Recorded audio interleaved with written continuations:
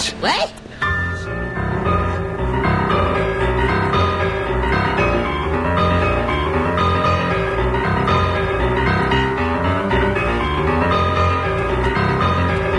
Yes, afraid so. Clive is scratching himself, so I'll be doing his show this evening. Oh, no. Oh, yes. The Independent produced a list of 20 reasons to be cheerful, which I quite liked. It sounds like I'm talking with my head in a bucket. Less bass, more treble. I need more bite. Can you turn your music down a bit? It's a bit deafening in here. Is it? It's peaking at like 2 in here. Oh. How is that possible?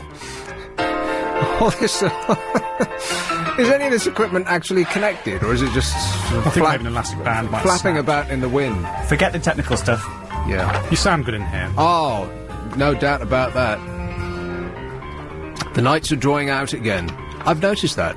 I don't know whether it's just Mind over matter? yes, but I have felt that it's got lighter later.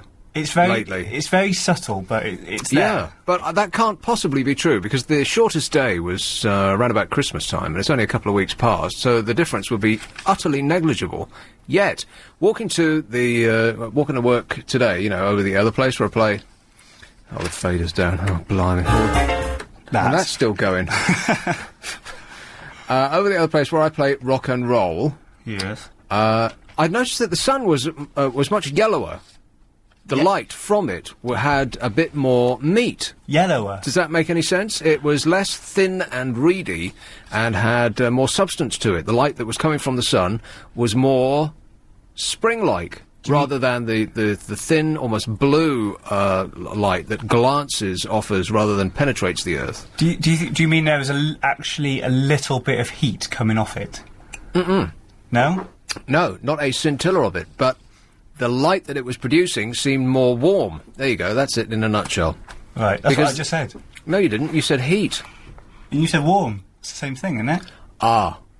Well, yes, if you wrote those two things down, then it would look as though we were talking about the same thing. However, we're not. You're talking about actual centigrade heat. I'm talking about the warmth of the light. In much the same way as the eco bulbs produce the ones that are going to kill us. The funny shaped That's right. If they're not going to give us I can't speak. What's wrong with me? The ones that are going to give us a nasty... Well, they're going to give us skin cancer. Yes. And they're also going to, what is wrong with me? This bodes well. Have a sip of tea. Oh, a sip of tea, yeah. That's a good idea. Tea solves everything. Have you actually got any of the bulbs in your flat? Yes, but I don't like them, and I just don't like them. Neither does anybody else, by the way. Well, they were good at first. No, they weren't. Were they? They have never been good because of, and here comes that warmth thing again, because of the warmth of the light that they produce, which is cold, a blue cold. Only at first. You have to give it time, because it's like a dimmer light. It kind of gets brighter and brighter the longer it's in. So just remember to go into the room and turn the light on 10 minutes before you want to use it. Yeah, wrong. Oh. Doesn't make the slightest bit of difference. Anyway, that's not what we're talking about. Right. 20 reasons to be cheerful. This is from the Independent. So the first one is that nights are drawing out again. Why, already there are 34 more minutes of daylight a day compared with the 21st of December. What? 24? Is that true? And in only 12 weeks' time... Whisper it softly. We're going to put the clocks forward. Yay! Woohoo! There's 34 more minutes of daylight a day compared with the 21st of December. That's not a gradual change. That's as though we've been hit by an asteroid and knocked off our trajectory. We don't lose that amount of light that quickly, do we? Yes, I always feel that it never comes gradually. We're always plunged into it. That must be a misprint. On your diary entry page, I haven't got my diary with me, but if you've got your diary or anybody at home, they'll have the sun up and sun down times. Right. I would like to check whether that's actually true. It normally creeps by about a minute a day at each end, I think. That's what it says it does in the diary, but the experience always seems as though it's much quicker than that. It's like one day you're out there with a cocktail in one hand and a cigar in the other till 10 o'clock at night, and it's still light, and then the next, it's 4:30 in the afternoon. How can the sun jump that much? Well, it doesn't. It just seems that it does. Every year, without fail. But now it says 34 more minutes of daylight a day compared with the 21st of December. That hardly seems possible. Anyway, that is a reason to be cheerful from the Independent. Something I agree about. Flying is safer than it has ever been, apparently. Last year saw the lowest number of serious crashes, 136, since 1963. That actually still sounds quite a lot. Particularly, it would sound like quite a lot if you were on one. In 1963, there were fewer flights. Some 965 people died in crashes last year, a 25% fall on 2006. And only, as a percentage of the world's passengers, people on board planes that crash, 0.000043%. Sounds good to me. Well, I'm willing to take that risk. Reasons to be cheerful. Number 3, call this winter, it says. Daffodils are already blooming in Cornwall, Gloucestershire, Edinburgh and Lancashire. Primroses flower in Sussex, crab apples in Nottinghamshire and wild strawberries in Wales. And a quick walk through the park does tell you that nature has completely lost its mind. There are all those sticky buds, they're sticking out, as sticky buds do. And the daffodils are poking their little heads out the ground, and there's blossom in the trees, and nature's gone nuts. Aren't we supposed to have another cold snap at some point? Says who? Says people. People? Oh, well, people. Well, you should have said people. I don't know. They make this stuff up from one day to the next. They haven't the faintest idea. Weather forecasters. I've got no idea. They can't even tell us what it's like now. No, they're pretty good. No, they're not. With the 7-day forecast, they can be. Reasons to be cheerful. Number 4, you will not need to read the words Iowa caucus for another 4 years. Caucus is a very odd word, and I had, until recently, no idea what that meant. I didn't know the first thing about the procedure that they go through to elect a party representative and subsequently the President of the United States, POTUS. It's very complex, isn't it? Well, yes and no. Ours is very simple. A dictator assumes power without going to the electorate. Extraordinary, really. Theirs is it's democracy in the raw. We have a lot to learn from America. Here, somebody will just step into the shoes of their predecessor, and nobody says anything about it. I just find that incredible, don't you? That not even his party voted for him, let alone us, and his Prime Minister. Amazing. It would take for the rest of the show to describe what caucuses are. Well, actually, it wouldn't. I think the Republican Party, and I've been energised by the American race for party nominations, because this is actually quite exciting now that Obama has won and Hillary Clinton is looking dejected in, well, 3rd place for the first round. Yeah. I think that's actually quite thrilling, really, because the President of the United States isn't just President of the United States. I mean, the job is much bigger than that, isn't it? What he does, or she, which is looking increasingly unlikely, what that person does affects us very directly. But don't you think you'll get bored the longer it goes on? Because it's this is only just the start of the first round. And well, fortunately, we're over here, so we're not under a blizzard. We don't have a waterfall of this coverage crashing on us on a daily basis. We can just pick and choose and pop in and out.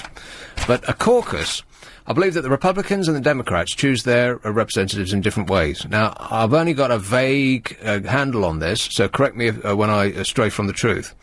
But I believe that the Republicans, it's a straight vote, as in put your cross on a piece of paper and stick it in a box. The Democrats, on the other hand, it's much more like the sort of, it's much more like the kind of elections that you might have in school. Or What, for like a house captain? So, yeah, kind of like that. Or picking a team for a football or something. I'll have you and you and you, and I would always be last. You know. Because you were rubbish. Yeah, there'd be me and the 7-foot bloke who doesn't know where the end of his arms are. That's me. Right. So the Democrats choose their candidate in this way. Villages or little communities will have a village hall meeting. Several hundred people will show up. Each candidate is represented by one person from the community who will speak on their behalf. They'll say why they think their candidate should win. The people in the hall are then asked to go and stand by the candidate who has spoken on behalf of the person who's running for office. So they will form a little group. And if any of the candidates get less than 15% of those present, they're out. And so the people who have voted for the person who's just been ejected now have to choose again. So they go and stand next to their allotted candidate, and then I believe the spokespeople speak again to encourage people to change their mind, and then when that's done, they see who's the most popular, and that's that. And then they add those up with the village next door and the village next door and the town over the road and so on and so forth, and then they come up with an answer. Now, if that's not democracy in the raw, I don't know what is. Isn't that quite humiliating?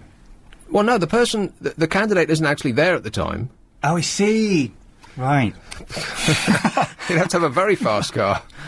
No, the entirety of the state votes, but in little groups. Right. Now, I might have that wrong, but I believe that that's the way it's done. Now, that, to me, sounds like a fantastic example of democracy from a nation that also votes for its mayors, its police constables, I believe they vote for their fire chiefs, and so on and so on. In this country, on the other hand, we're given mayoral candidates. You must choose either this person or that person. We can't... we have got no option in electing the party's representatives. They present it to us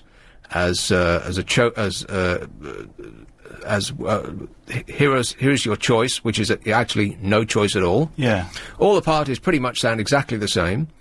And as I say, the leader of this country hasn't been voted for by anybody, which is just staggering when you think about it. Except for himself. Well, yeah. Does that sound like democracy to you?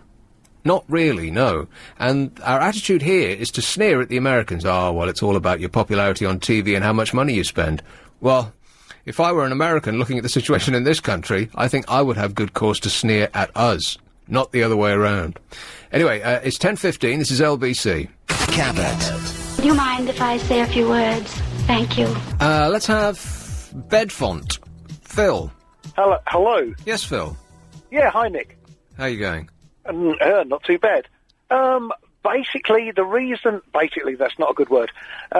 You have noticed that it's getting lighter, seemingly very quickly lately. Yes. Right there. I have this on extremely good authority from Wisley Gardens. Oh, yeah. I don't know if you know Wisley. I think I've been there. Yes, it's, isn't it run by the same people who run, other side of Guildford, down the A3. Yeah, isn't it That's right. Royal Horticultural Society?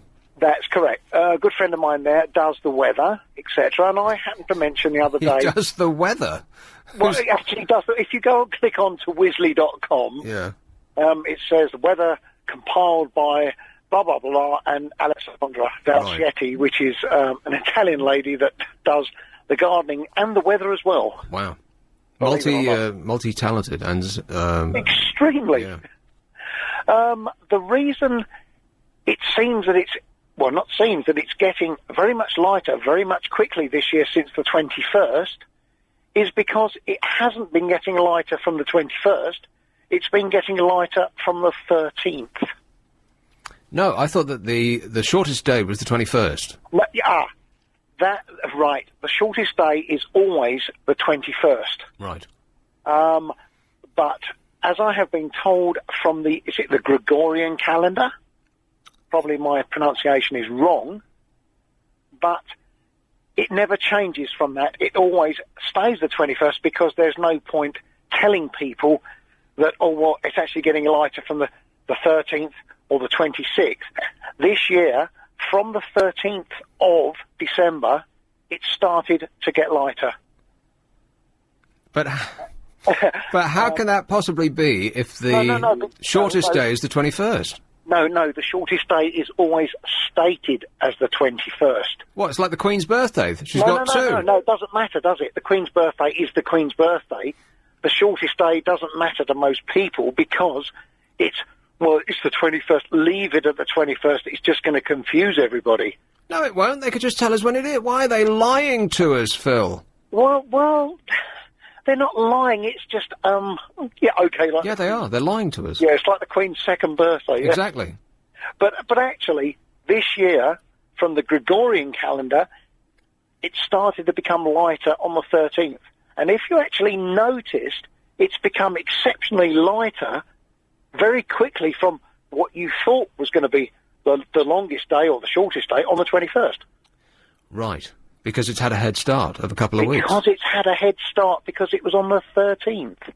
And the reason they don't change it is because it's something which is sort of insignificant and sort of inconsequential because no one really cares that they know 21st it's going to get lighter. The spring's going to be coming. So why start mucking it about? It's nothing anyone really matters about. They all think, hang on the 21st it's going to start getting lighter. Yeah. Well, I'm outraged. I don't think it's insignificant at all. I would rather that the people who are organising our lives would lie to us less. I'll decide what is insignificant to me. You tell me the truth, and I'll make up my mind about what I do and don't believe. I quite agree with you, but I'll tell you what, because I knew and sort of actually checked up on it, and it is actually correct. Actually, next year, it could actually be 3 days further this way or a week. But it's this, like as I said, pronounce it Gregorian calendar, that because people know what from this day it's going to be, then everyone's happy. Right. Well, I think we'd all have been happier if we'd have known that it'd start getting lighter on the 13th of December rather than having to wait around Christmas. Yeah, but isn't everyone happier now that, wow, it's really getting light, and although it's not from the 21st, it's been from the 13th? Well, I don't know. I'll check. Is everybody happy? Yeah. All right, thanks a lot, Phil. No worries. Cheers, mate. 0845 6060 973. I'm outraged. They would just lie to us about that. How can they possibly do that? Are you that surprised, though? Yes, I am. I mean, something as insignificant as that they would lie to us about, and something that they would obviate, they would easily get shown to be a lie. Why would they lie? Why don't they just tell us the truth? What is the obsession with people lying to us? It makes me doubt the first day of spring now. When's that? That's March 1st? I don't know. Is it? 21st. It's always the 21st, aren't is they? it? Well, the summer solstice is the 21st of June. So... Well, you've been told something different to me then. I'm sure it's March the 1st. No, that's St David's Day. That's it, I'm getting confused. Get your diaries out. Okay, so that's one of the reasons to be cheerful. So far we've had nights are drawing out again. Flying is safer than it was. It's not actually really very cold this winter. Iowa caucus has been and gone for another 4 years. The 3 strikes due to disrupt services at 7 airports, including Heathrow, Gatwick, Stansted and Edinburgh, have been called off. Around 1.3 million travellers will not now be, it says here in the Independent, incommoded. When was the last time you read that written down? Didn't quite a few people, though, when this story broke over Christmas, they actually went and cancelled their flight plans because they thought all these strikes were going to happen. Now they have been incommoded. Yeah. So that wasn't entirely correct. See, these people are lying to us as well. And the baggage allowance on planes, that's been changed now. Right, so the terrorist threat is over, is it? No, it depends which airport you fly from. Right, exactly. Well, there is no such thing as security anymore. Well, there never was. It's just a pretense. All of that, taking your shoes off and queuing up for 3 hours to go through security and people waving wands at you and going through the arch that goes beep. none of it makes the slightest bit of difference. In America, they recently tested their security arrangements, and something like 70% of the officers in disguise who went through with bombs and knives and guns got through. They weren't even... No one raised a finger of complaint. Is this... are they going through, like, major airports? Yeah. Or are they going through, like, just... No, big hubs. Small town? No. Well, what would the difference be? Small towns, major airports. If you're in the air, it doesn't matter where you took off from. Because they're smaller planes and... No. No. Right. You can crash into a nuclear facility on a small plane and do some considerable damage. True. See, this is the nonsense, that there is something called security. There isn't. There's no such thing as security. Here, there, or anywhere, baby. But does it really matter, though? Yes. People can carry 2 bags on as opposed to one? Well, no, I mean, it's great for us, but we were told that we must carry, we must throw our water away, and you can't take your squeezy lens solution on, and those bins just before you went through security are now full to overflowing of people's expensive products. Do they sell those on? For, probably, yeah. For security reasons, in order to help protect us. Has the security situation calmed down considerably since then? No, it's exactly the same, if not worse. So why couldn't you do it then, and you can do it now? It doesn't make any sense. But haven't they installed no, even better security procedures at these certain airports so that people can carry their extra bags? Sure, they have. Oh, okay. Well, the trouble is they can't discuss what they've done. They haven't done anything. Well, that's why they can't discuss it then. Nothing to do. They haven't done anything. There is nothing to do. You know, if they can't stop or spot a man who was 8 foot tall with an explosion of frizzy hair coming out the top of his head, who had exploding sandals, I mean, if they can't spot him in a crowd, he was at least head and shoulders taller than everybody else. I mean, he couldn't be more obvious if he had a sign saying, "I explode," written on his forehead. Then there's just no chance, is there? The thing is, people can carry now the 2 bags, but, you know, what's to say that they weren't, you know, someone wasn't carrying a bomb in the first bag? Exactly, yeah. None of it makes any sense. That they restricted us in the first place doesn't make any sense, and that now they're saying everything's okay, you can take as much as you like on. That doesn't make any sense either. How many bags were we originally allowed to take on board? As much as you could get on? Yeah, as much as you could drag behind you, yeah. About which, isn't it fantastic? And wouldn't you like to have invented luggage with wheels? Oh, yes. Oh, yes. I mean, can you imagine going on holiday now with luggage that doesn't have wheels? You'd have to actually carry the stuff that you've crammed in your suitcase. The problem is, though, you need something designed that can make luggage go upstairs as well. Because, you know... What? Well, because how are you going to get a case on wheels up flight stairs? You don't. In what airport do you have to walk upstairs? All stairs move, surely. No, there are some airports you have to go upstairs. Only to go to the cafeteria facilities. That's true, in the duty-free lounge. Yeah. But then, in those circumstances, I would recommend that you leave all of your luggage at the foot of the stairs and then go and enjoy a hearty slap-up meal. I'm sure they'll still be there when you get back. In lots of pieces. Yes. In a large bucket of water. So we've rubbished the one about it being safer to fly now. Right. Well, no. This is just. This has nothing to do with the terrorist outrages. This is just about planes falling out the sky of their own volition. Oh, okay. Because as long as it's to their own volition and not to terrorism, then that's fine. 136 crashes since 1963. 965 people died in crashes last year. A 25% fall on 2006. We're doing very well. Well, that's because isn't there like a policy by the... What, to hush it all up? No! To not crash the plane? Oh, you two are so cynical. But, no, by like the airline... I'm sure they would hush it up if they could. By the Airline Federation, they've got this like never again policy, so that if an air crash does take place, they investigate it so thoroughly that it will never ever happen again. Oh, sure. So we're using up all the reasons for planes to crash? Yes. Yeah, pretty much. I saw a documentary a long time ago now, a worryingly long time ago, when they said that the covering on wires in planes, of which there are miles in your average airliner, disintegrates over time, and the wires, which are packed very close together, start to touch each other because they're not covered in the plastic anymore, and then they short out, and the plane drops from the sky like a stone. Nothing to worry about. Yeah, thanks for that, mate. And I saw that documentary a very long time ago. So, don't be concerned. Happy landings. This. What? Joan! Hello, Nick. Hey, Joan. Oh, we're still speaking then. What do you mean? Oh, it's just that we had a little disagreement and I thought you took it a bit hard.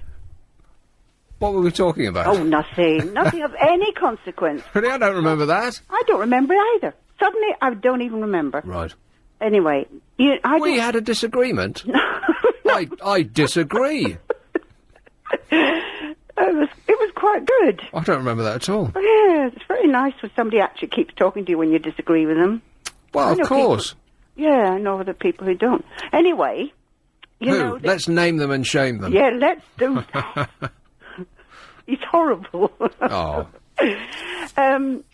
Yeah, I don't think I agree with this thing about the solstice, the winter Right, well, I'm going to cut you off right there. Yeah. Well, it wasn't your idea. Don't forget, you're a bit wary of it as well. What's that, then? The person who said it begins on the 13th. Yeah. Or is on the 13th, rather. Why would they lie to us about that? I don't actually believe that. Well, think about the summer solstice. Yeah. Now, the whole of the Stonehenge is set up for the sun doing something, particularly on I think it's the 21st, isn't it, of June. Groovy. And that's... What's groovy about Stonehenge? You've been there, have you? What's groovy about Stonehenge? Well, oh, man, where do I start, Joan? Well, it is groovy, but I've not been there. Yeah. I know people who have. I know people. Yeah.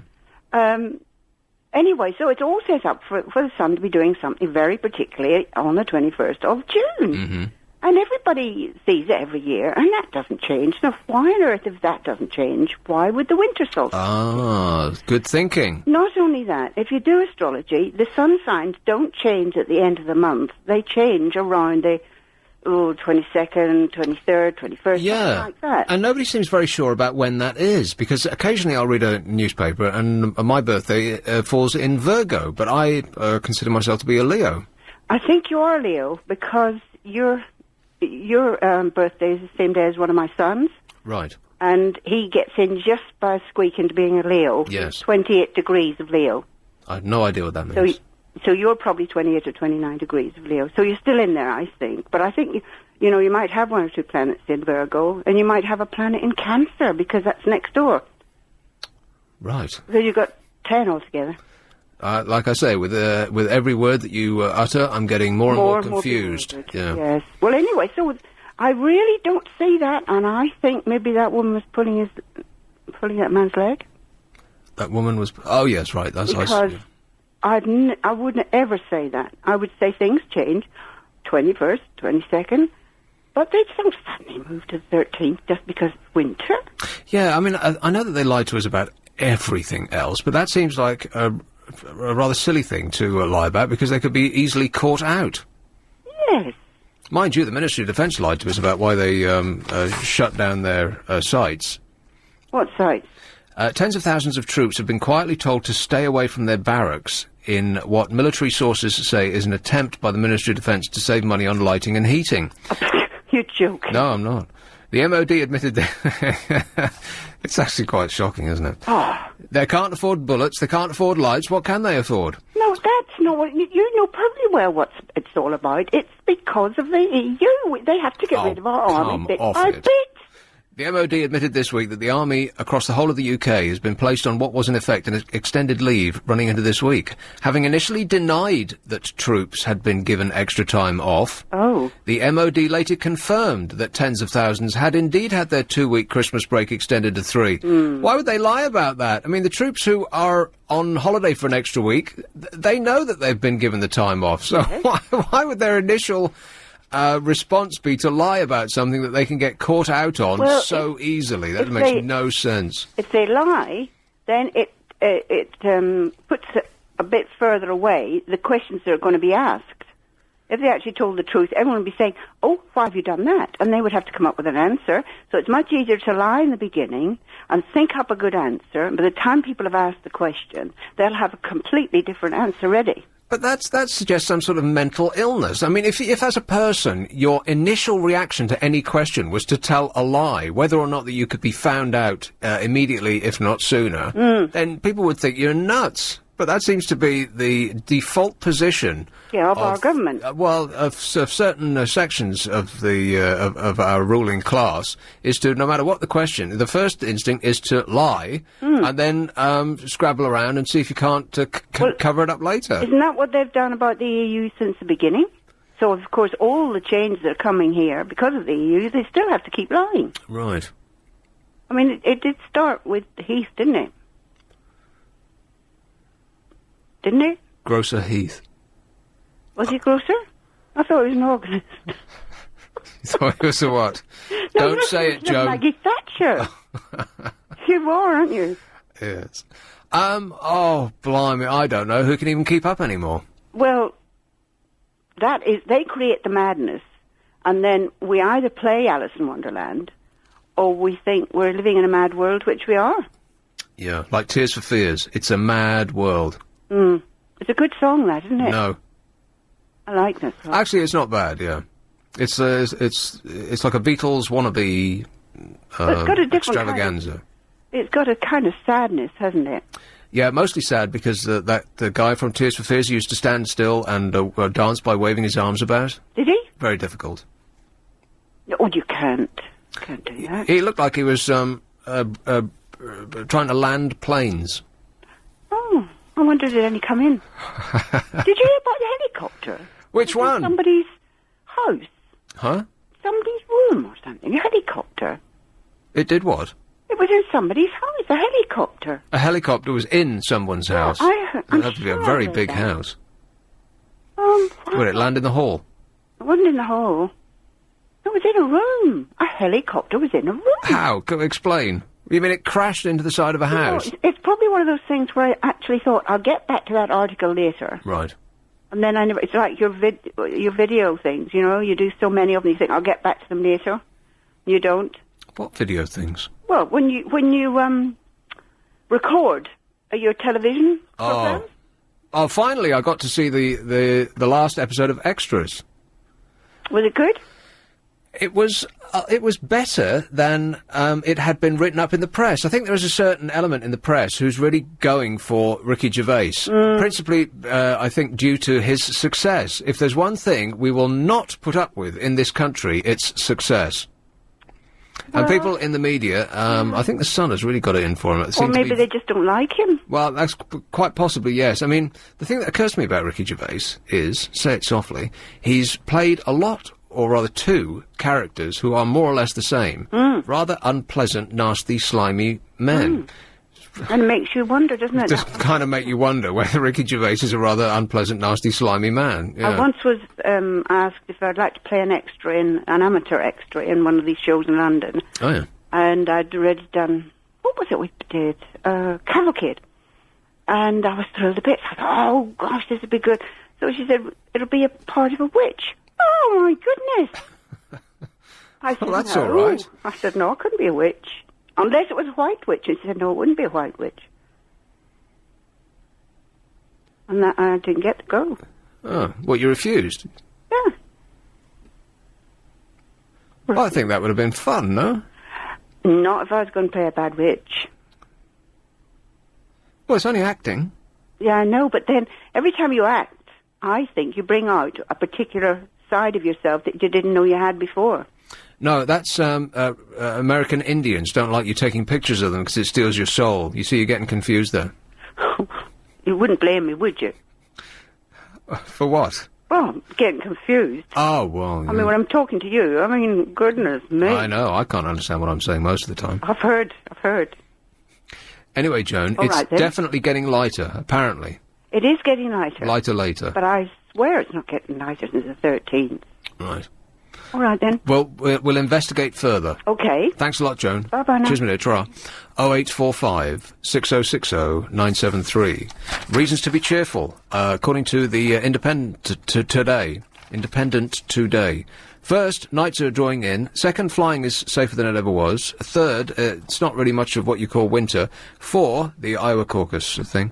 5, the 3 strikes due to disrupt services at airports will not now go ahead. And 6, this is something I did not know. The pensions black hole at Britain's FTSE 100 companies. You remember that, right? Remind me? £75 billion black hole in people's pensions of the FTSE 100, basically meaning we're all going to be asking for spare change in our dotage. Yeah.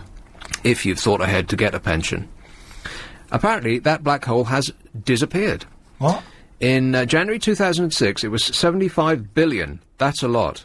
A year ago, it was 40 billion. Now, thanks to a good 2007, they have a £15 billion surplus. Isn't that incredible? Where did it come from? I've no idea. And a good 2007. I thought everyone had a disastrous 2007. Does that mean there's like a secret donor somewhere? Secret donut? Donor. Donut. So that's reason 6 in the Independent's 20 Reasons to Be Cheerful. You can add your own, if you like, 0845 6060 973. Hey, Trixie. Hello. Trixie.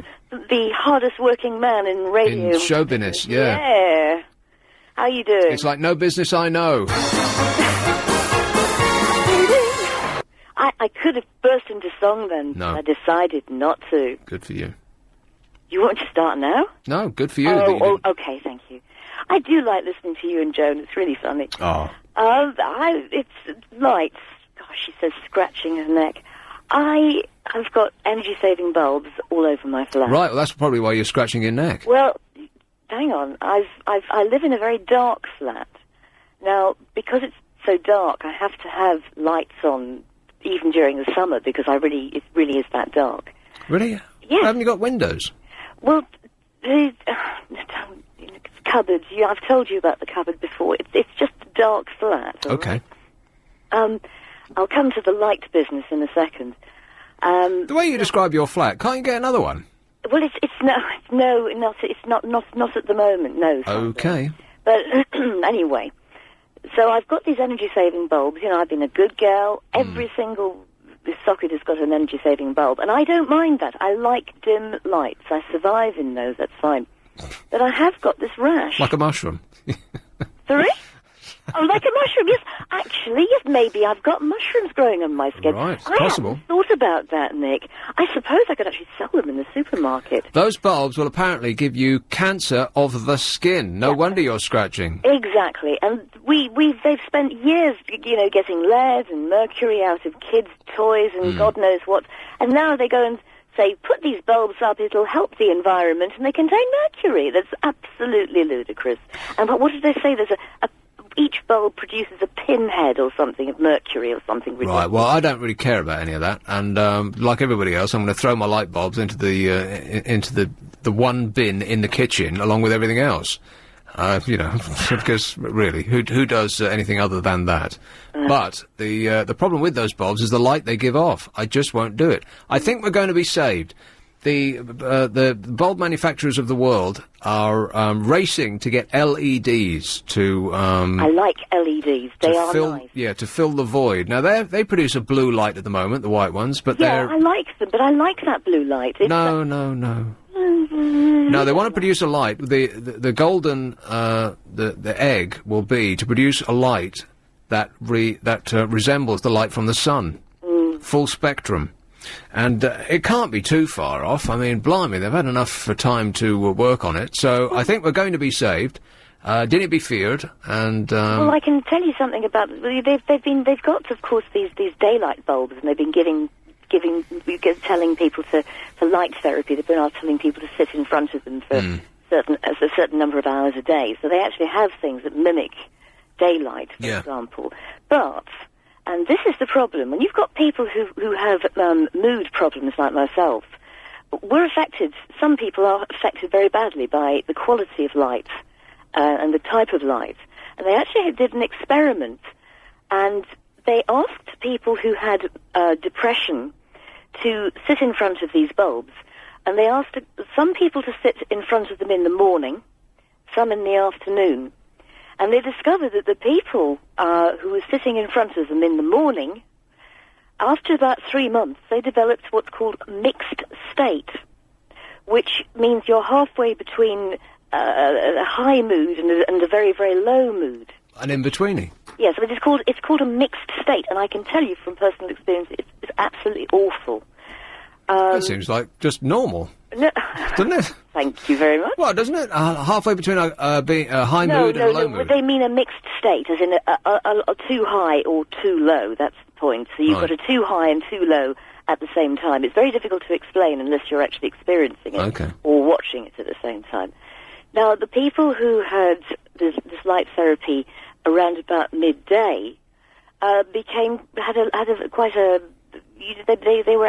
they had quite an even temperament afterwards, so it actually lifted the depression. Right, well, the key is to have all of the light bulbs in your house to produce this light, and then you can be super fantastic all the time, right? Well, I mean, that would be brilliant. But when the ways of the people are messing about now with the times and the daylight, you know, they're taking away an hour of daylight. It's not really being taken away, but, you know, they're changing everybody's working schedules around the clock, etc. It does affect me, and it affects other people as well. So you asked what makes you happy. Well, I love buds, you know, little buds, sticky buds, and looking at them and the baby leaves. I love that. But I hate the change of light, so it's a slight problem actually going out and seeing the wretched sticky buds. So what would make me very, very happy would be to develop some glasses that would get rid of the light that sort of pushes me up and down, that enables me to see these sticky buds. You've gone to a very strange place, Trixie. No, I'll send them. I'll send you some in the post. All right. Listen, I've got to go. I'm past a break. Yes, but I hope you're feeling more on an even keel, or whatever it is that you wish for. Oh, that's all right. all right. I'm sure it'll happen. Don't worry. I'm quite happy now. Have a great show. Cheers, my dear. Ta-ra. 0845 6060 973. I'm a first-time caller back. Hey, when's Carol back? Soon. Soon? Oh, right, yeah. Not soon enough. Oh, right, yeah. Melksham. John. Yes, Nick. Hello, John. Hello. Just trying to clear up some of the information you've been given regarding daylight. Right. December the 12th is the earliest that the sun sets. Hang on a minute. December the 12th is the earliest, so it's the shortest day? No, because it's still got another 10 minutes on that day to get darker in the morning. So December the 13th, which was the information you was given, is the first evening that it starts drawing out in the evening. Right. But it's still got to get darker in the morning. Ah, I see. So it sneaks up behind us, and we're just looking at the evening sun. And right, I get you. It sets 9 minutes to 4 on the December the 12th. Yeah. Well, after December the 12th, from the December the 13th, it starts getting later, but it's still got another 10 minutes to get darker in the morning. Right. So the darkest morning is around December the 31st. Right, which is New Year's Eve. Yeah. So in actual fact, this morning, it's actually got 1 minute lighter in the morning. So the morning has now started to draw out. So it's actually, we're all thinking the wrong thing. When they say the shortest day, we're just assuming that that means that from that point on, it will get lighter in the evening. But it has already been getting lighter in the evening. It's just that the amount of daylight that we've been having has still decreased. But it's still getting darker in the morning on that day. I'm with you. Huh. Now, if we go down to December the 21st, that's the shortest amount of daylight. Yes, right. Sunrise and sunset. Yeah. And on that day, the sun reaches its furthest south, which means it's the lowest point in the sky. Right. Which is why the light did seem more yellow today, because it was higher in the sky. Yeah. Well, this evening, it actually sets 15 minutes later than it did on December the 12th. Isn't that fantastic? So it's actually 15 minutes more daylight in the evening now. And is the time that the sun sets? Yeah. Does it get faster at any point, or is it a constant? It speeds up. No, it speeds up, because when you get round to about March, it's around about 2.5 minutes a day. As opposed to? Well, for the last, say, 6 days in the morning, it's only been a few seconds it's been getting lighter. So this feeling that it's suddenly lighter later isn't my imagination. It actually is. Well, from the end of December, it's been getting virtually 1 minute a night, 1 minute later each night. And then eventually it'll start to speed up till it's 2 minutes. Speeding up till about March, right, around the spring equinox, and then after April and May it starts slowing down again until it's just a few seconds. Can you even wait? Because you'll find that, just to confuse things, if you go to June the 17th is your lightest evening. Is your lightest morning. Mm. But the 24th is your lightest evening. I've often tried to keep in my mind what is actually going on, is if you were looking at us from space, and what is actually happening here, because we're going, if we forget about the moon for a second, we're going around the sun, and the distances are so huge, I find it hard to believe that we actually do it in a year. Are they lying to us about that too? No. But we're on a bit of a tilt to the sun, and a wobble. You've got to fit a wobble in there somehow. Possibly, yeah, and the bulge in the Earth, of course. There's a bulge in the Earth? Well, the crater is it's fatter around the equator than it is if you go around the poles. It's sort of like a squash. The Earth is slightly squashed. Oh, no. Yeah. Is this commonly known? Oh, yeah. What can we do about it? Oh. But, maybe the poles are too heavy with ice. Maybe it's a good thing that the ice is melting, because they're squashing the Earth together. Oh, it's possible. Eventually we will be flat. Well, it could well be, but that would be well out of our lifetime. I suppose so, yeah. Yeah. All right, well, thanks for clearing that up for us, John. Okay. Cheers, mate. Ta-ra. Thank you very much. How about that? Now we really know what we're talking about, don't we? No. No, not really, no. What's this wobble? The Earth is on a wobble. Is that the same as a No, the angle. Well, I know we're on a slight angle, but I didn't know we are on a slight wobble. angle, but I think we wobble as well. So you mean the degree of the tilt changes? Yeah, doesn't it? And so if the degree of the tilt changes, that means the relation to us and the sun also changes. The direction of how straight on the sun beams are. Because the problem with the light now is that it's glancing over past us. It's not full on like it is at the equator. Yeah. It doesn't come straight down at a 90-degree angle. It's much more of an oblique angle, which is why it's so bloomin' cold out there. And we're slightly further away from the sun. Right, because it's an elliptical orbit as well, isn't it? Or is it? Is it a completely circular orbit, or is it an ellipse? I think it's circular. When you start to think about this stuff, you just think, oh, I'm thinking back to my physics A level, and it's making my brain hurt. Yeah, mine too. Yeah. Although the good news is, by the way, that as you get older, your brain doesn't turn to mush. It actually can get you can get more intelligent. Let's hope yet. Really? Yeah, absolutely, because the science has been telling us for ever and a day that from the age of 21 on, your brain is in an unstoppable decline. It's the same as your eyes. Huh? Your eyes deteriorate as soon as you're born. Do they? All your life, yes. What, so when you're about like 60, 70 years old, they shrivel up to a raisin and often fall out your head? Pretty much. Yeah, the two of us in here are wearing glasses, remember? Yeah, well, I know why that is. Hey, Mandy. Hey, Nick. Mandy. I never realized how happy you made me. Oh, Mandy. I've got it live. Way in the distance, in the background, I can hear it, yeah. It was the biography of Barry on Biography Channel. Oh, yeah. And it's live. Right, well, turn it off. Okay, I've got a couple of things I need to ask you. Thing one? You're going to go boring. I'm sorry. Right. James Blunt. Boring. Is he short? Is he short? Well, he can't be very short because he was a person in the army, wasn't he? I know, but don't they have limits? I had this conversation with somebody last night, and I said, I really fancy him. And they said to me, but he's really short. I went tut and rolled my eyes to the ceiling, just in case you were wondering. Well, he's I gorgeous. really fancy him. Why? He's gorgeous. Anyway, I want to know if you know anybody that's had this norovirus. No, but I've certainly read a lot about it. Exactly. Hey, maybe they're lying to us about that too. Well, I think it's all up north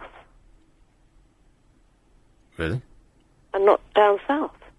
Norovirus. I know people have had this cold that lasts for 6 weeks. Yeah. I had something like that, but it wasn't very... I just felt like I was running at about 80%. Yeah. But I didn't feel like headachy or like I'd lost my voice or anything like that. I just felt... You felt like your batteries needed recharging. Yeah, for about 6 weeks. But I think that there's something going on now, which is like a cold, that you think, oh, after like a couple of weeks, you think, oh, finally it's over, and then you feel fine one day, and then the next day you're plunged back into it again. No, I don't get that because I had a flu jab. Right. I never get colds, but... But colds and flu, that's completely different, though, isn't it? Well, I don't know. I don't get them. Do you travel on public transport? No. Well, there you are, you see. Yeah. But I do go food shopping in supermarkets. But it's very cold in there, though, right? No, but supermarket, the trolleys are full of germs. Oh, yeah, I hate touching the handles on trolleys. I wear gloves now. Yeah. I do. I'm going to start acting like the Queen. I'm going to have like a handy pack of white gloves to carry with me always. Yeah. That come right up to my elbow. The minute I come in from food shopping, I wash my hands with antibacterial soap. Do you? Yeah. You know, you're supposed to sing Happy Birthday twice to yourself while you're washing your hands, only after which will you actually be clean. Why? Well, that's what they said. It's a way... It's a way of making you wash your hands for a long time. Because otherwise you just give it a quick glance of soap. I didn't know that. Yeah, well, stuff you learn, eh? Wow. So there's no norovirus in London? I haven't heard one single person who's got the norovirus, and you'd think on this show there'd be no end of people sitting at home complaining. Yeah. Moan, moan, moan. Stop whining. On Jim Davis last night. I think it was Jim Davis. Somebody Davis? Hung up and Jim Davis. Somebody had it in Stevenage, which is Hertfordshire, which is a bit near me. It's been spotted in Stevenage, Yes. eh?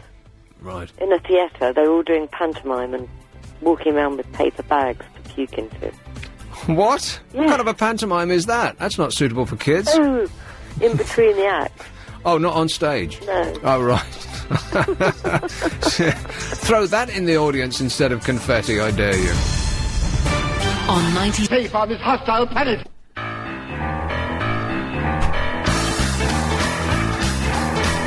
That crazy thin bloke is right. No one is ever safe on this hostile planet. The nice man on the news said that, and he got one word wrong in the report. He said that Britney Spears' new single, or album, whatever it is, new single, has been a tremendous success, despite her recent problems with drugs and, being... I can't read my own writing now. I think just problem sums it up, really, doesn't it? It says... Dogs' pillows. What? Ah. Oh, drug problems. And then embryo disputs. What?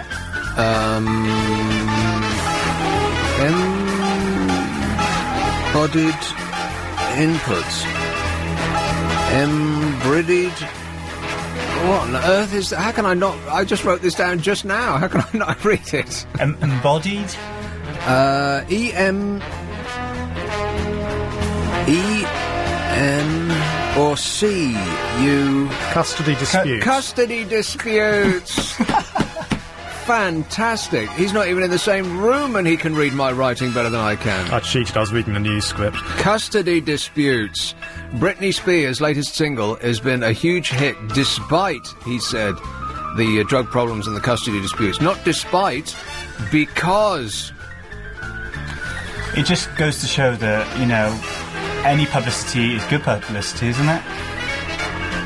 It just goes to show more than that the only thing that matters these days is publicity. It's all PR BS. And the episode of Extras that I watched, that was the last one, and I know that talking about TV is It's almost something that you can't talk about anymore because nobody experiences it at the same time anymore. Everyone's got their little PVR machines, your personal video recorder. If not that, then you watch stuff on videotape. You remember videotape, don't you? No.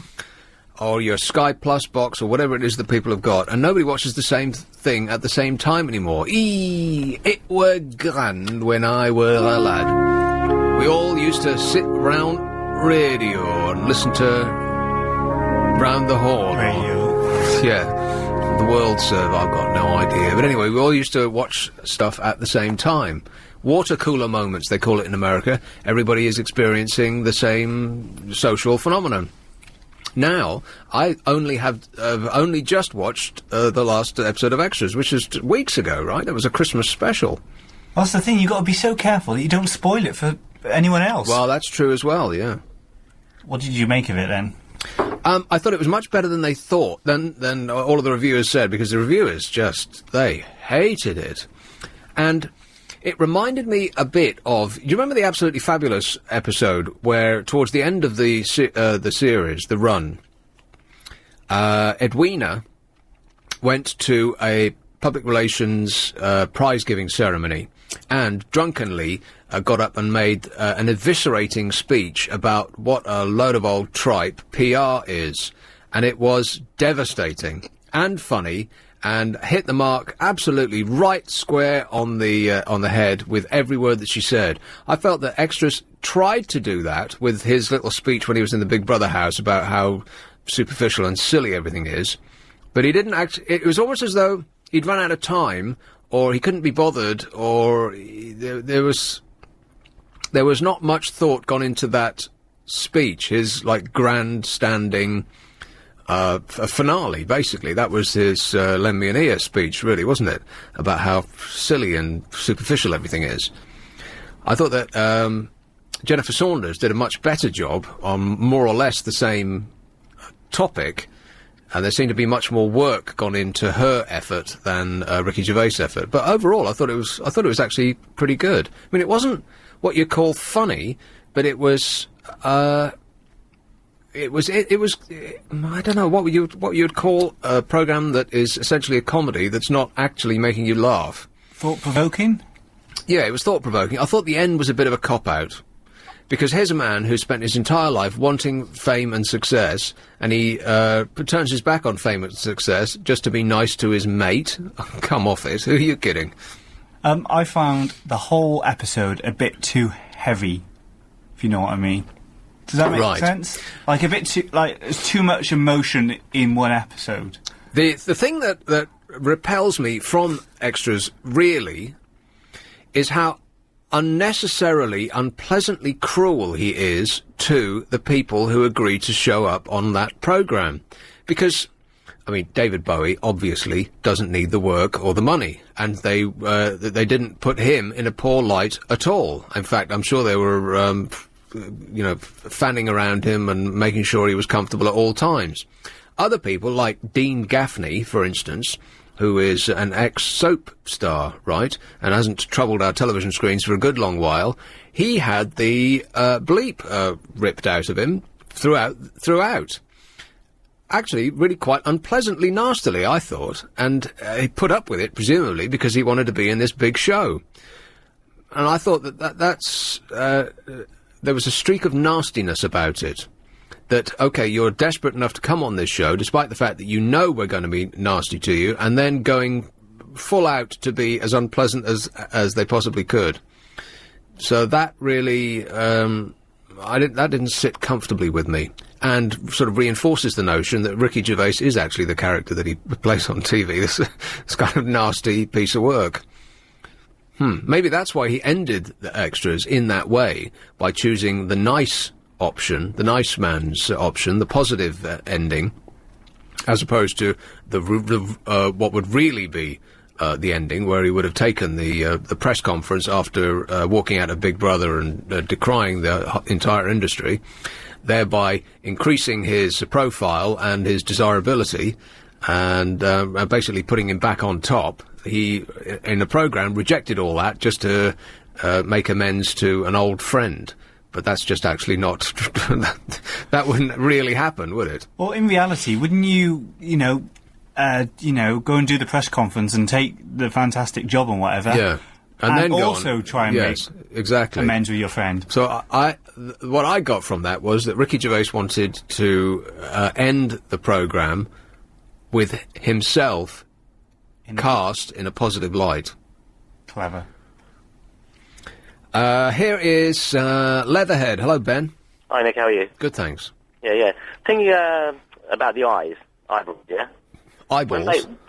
It's saying when your eyesight deteriorates from the time you're born. That's actually not true, because when babies are born, their eyes are blurred.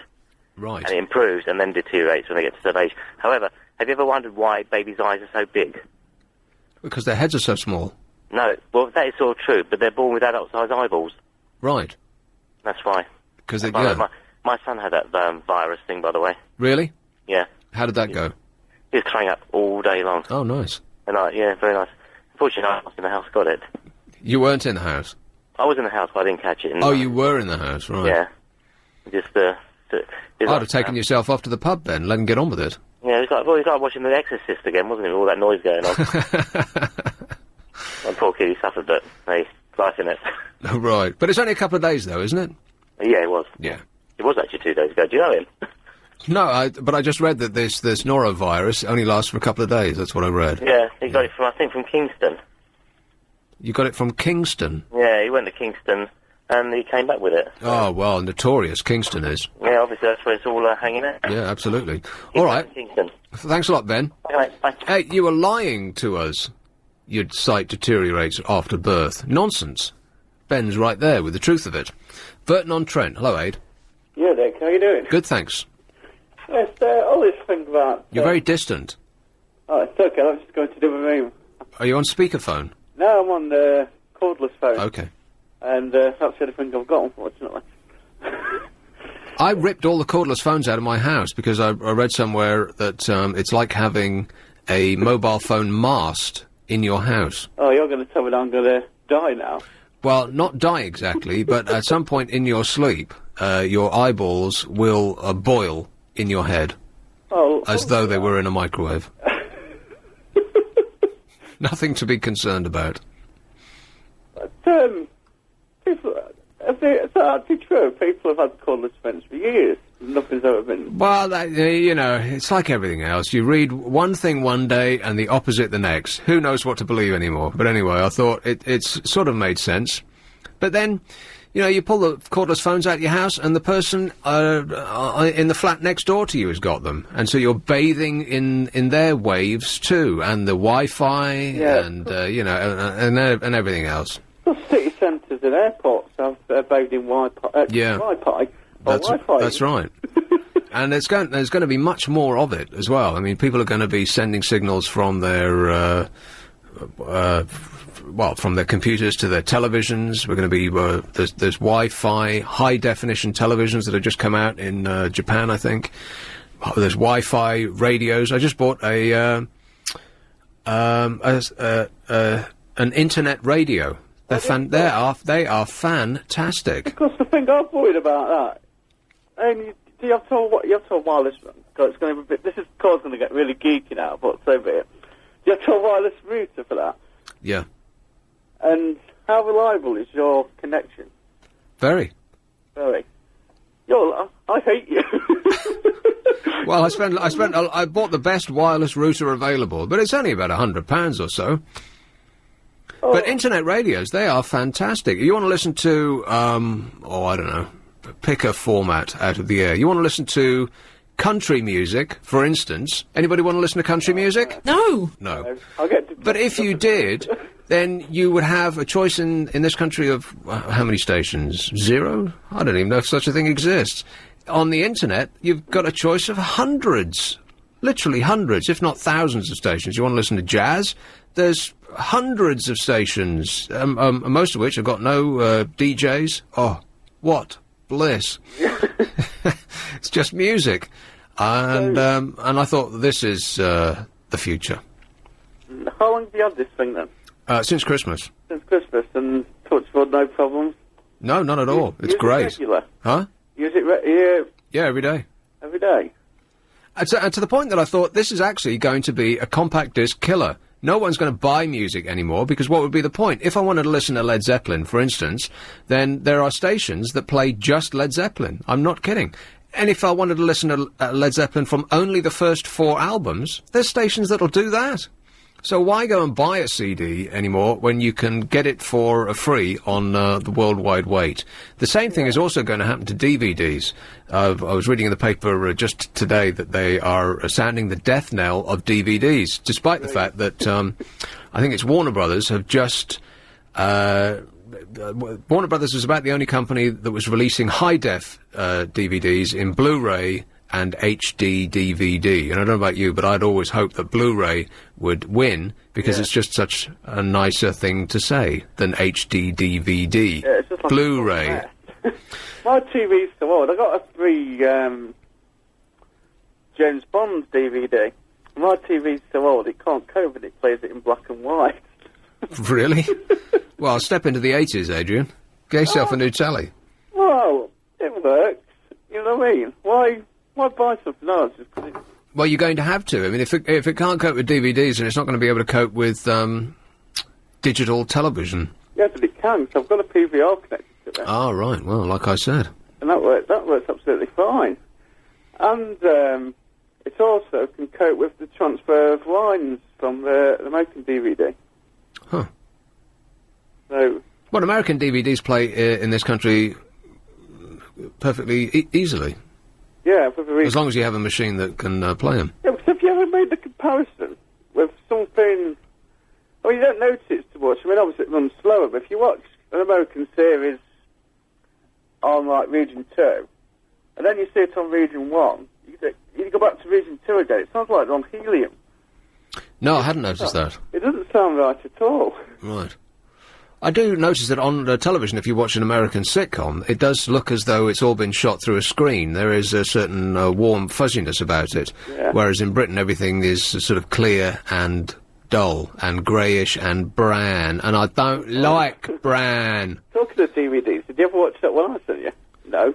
No. I'm sorry. I'm in a constant battle with my Sky Plus machine to keep it so that it's not full all the time.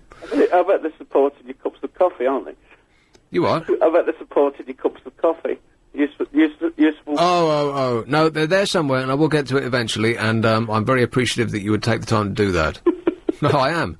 Listen, mate, I'm past a break. I'm being shouted at. Gotta go. All right. Okay, bye-bye. Cheers. Ta-ra. LBC. Join London. Honey, how are you? The, oh, hang on. Oh, I drank my tea too quick. Oh, I hate that feeling. And again? Oh. It's all coming out. Oh, dear. Bad debt, stomach bugs. I want to burp really badly, but I know I can't because it's rude. Save it for 10 minutes. I've got to keep it in. Bad debt. This is the Independent. Bad debt, stomach bugs, flu, falling house prices, rising petrol prices, falling rail services, and cold fronts coming in from Scandinavia. The nation's moaning mini tendency has had a field day recently, but now the fight back has begun. Here, on behalf of the official Optimists Party, we present 20 reasons to buck up and smile. Reasons given so far, the nights are drawing out again, it's getting lighter later. Flying is safer than it's ever been. Call this winter. Daffs are blooming and so on. You won't need to read the words Iowa caucus for another 4 years. 3 strikes due to disrupt services at airports ain't gonna. And the pensions black hole has gone, surprisingly. And that's the first time I've read about that, because I thought that we were screwed on that issue. OK, so there's 20 of these in all, and that was the first 6. Number 7... England's failure to qualify for Euro 2008 has guaranteed a whole summer free of tabloid hysteria and wags' antics. On the upside, that is a good point, but then again, there's been a lot of disappointed people because of it. Yeah, but then we all shrug our shoulders and go, oh, well, never mind, eh? But when the tournament starts, we will be a little upset. See, what's actually worst? I mean, for a genuine football fan, what's actually worse? Is it falling at kind of not even reaching the tournament in the beginning or getting to the final stage?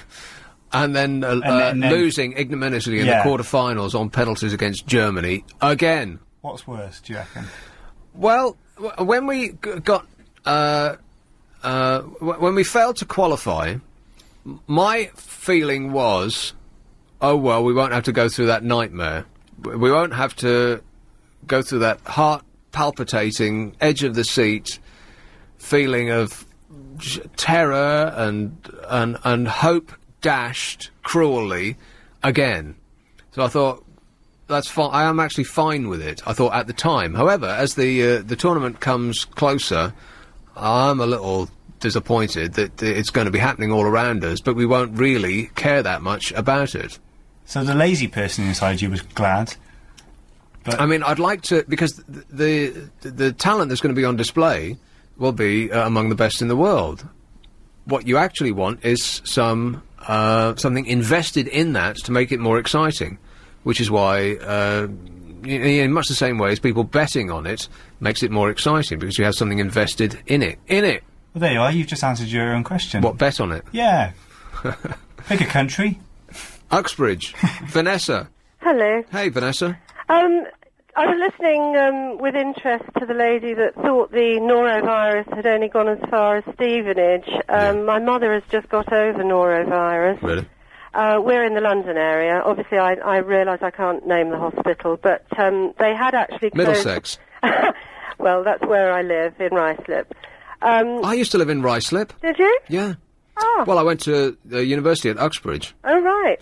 And for one awful term, I had to share a flat with a computer scientist in Ruislip. Mm-hmm.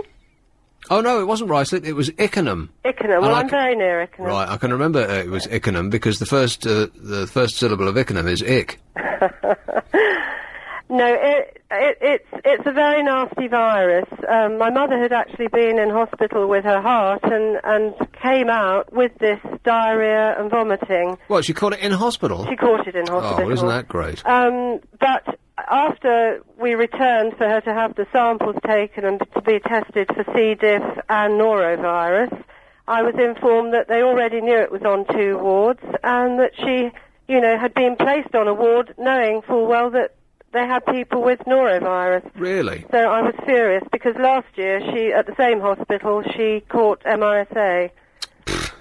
So she's a strong person to have got through all these things. I mean, she's 83 and it could have killed her. Well, if you can survive the NHS, you can survive anything, right? What I wanted to say, Nick, was if anyone does come out of hospital with sickness and diarrhea, the best thing is to get tested, obviously, take in stool samples, and then very quickly start replacing the fluids that they're losing, because in somebody elderly or somebody, that's quite young, it could be quite severe. Yeah, I could do with a couple of pints of fluid right now, as a matter of fact. Probably wouldn't be water, though, would it? No. It'd have water in it.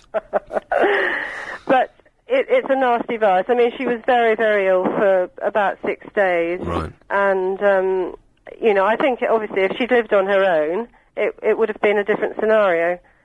But we got her sort of doing all the things that you should do, and it helps because I'm a health officer, so, I do understand about these viruses, but they are spread by visitors. Public transport well, and yes, the NHS. I mean, lots of things could prevent the viruses, and visitors using the alcohol gels when they enter the wards, it obviously helps. Well, I read today that what you actually want is soap and water, because it's more effective than alcohol gels. It is, and it's well, why don't really they provide you with... return to the old-fashioned methods. Well, why don't they provide just soap and water? You think it'd be cheaper? Because, you know what it is now, the disinfectants they don't use because people now have so many allergies, so they have to be so careful. But just ordinary soap is better, isn't it? Well, I would have thought so, yes. But it's something, just to be aware of, and not to frighten people, but to be aware of, because you can get through it, but if you notice that an elderly relative is unwell whilst you're visiting them in hospital, make sure that they're getting plenty of fluids, make sure that they're eating properly while they're in there, because if the nursing staff don't have the time to feed them, it could be quite bad for them. So it's just really to keep an eye on things. Right, and if you're ill, then by all means, stay as far away from a hospital as you possibly can. Absolutely, if you can avoid a hospital, it's better off at home. There's a lot of sick people in there, I hear. Absolutely. Yeah. All right, well, thanks a lot, Vanessa. Nice to speak to you. Cheers. Bye-bye. This is LBC. It's 0845 6060 973. Clive is off this evening, but will return tomorrow at 10 o'clock. We're doing Reasons to be Cheerful. You can call in with your own, if you like. So the seventh was England's failure to qualify for Euro 2008 has guaranteed a whole summer free of tabloid hysteria and wags antics. Well, actually, it probably won't, because I think that the same people who would go and follow the wags will now be tasked with stories like, and I can almost guarantee that you will get these, while the rest of Europe is competing. Here's a picture of John Terry urinating on the floor of a disco, or here's David Beckham larking about on television doing something stupid, or here's Frank Lampard eating pies, and it'll be compare and contrast stories. That we'll still be reading all about them. And here's Posh with a new haircut, and oh God, here we go again. David Beckham actually made the press the other day because he had a new haircut. Can you believe it? They're still doing that story. Well, he'd shaven his head, and he must have dyed the roots, and there was only a millimetre or so blonde. Practically front page news. David Beckham gets a new haircut. Unbelievable. Maybe you should shave your head. I don't think anybody would be remotely interested. And they were pictured coming out of like a restaurant, I think it was, and David Beckham was dressed for the season. He had a coat on and a tie and a jacket underneath and so on. Posh, on the other hand, looked like she just stepped out in her underwear. She must have been freezing. Why do that? How much publicity do you need if you've got £100 million in the bank and you're the most famous couple in the country, if not the world? Put a coat on, love, you'll catch your death.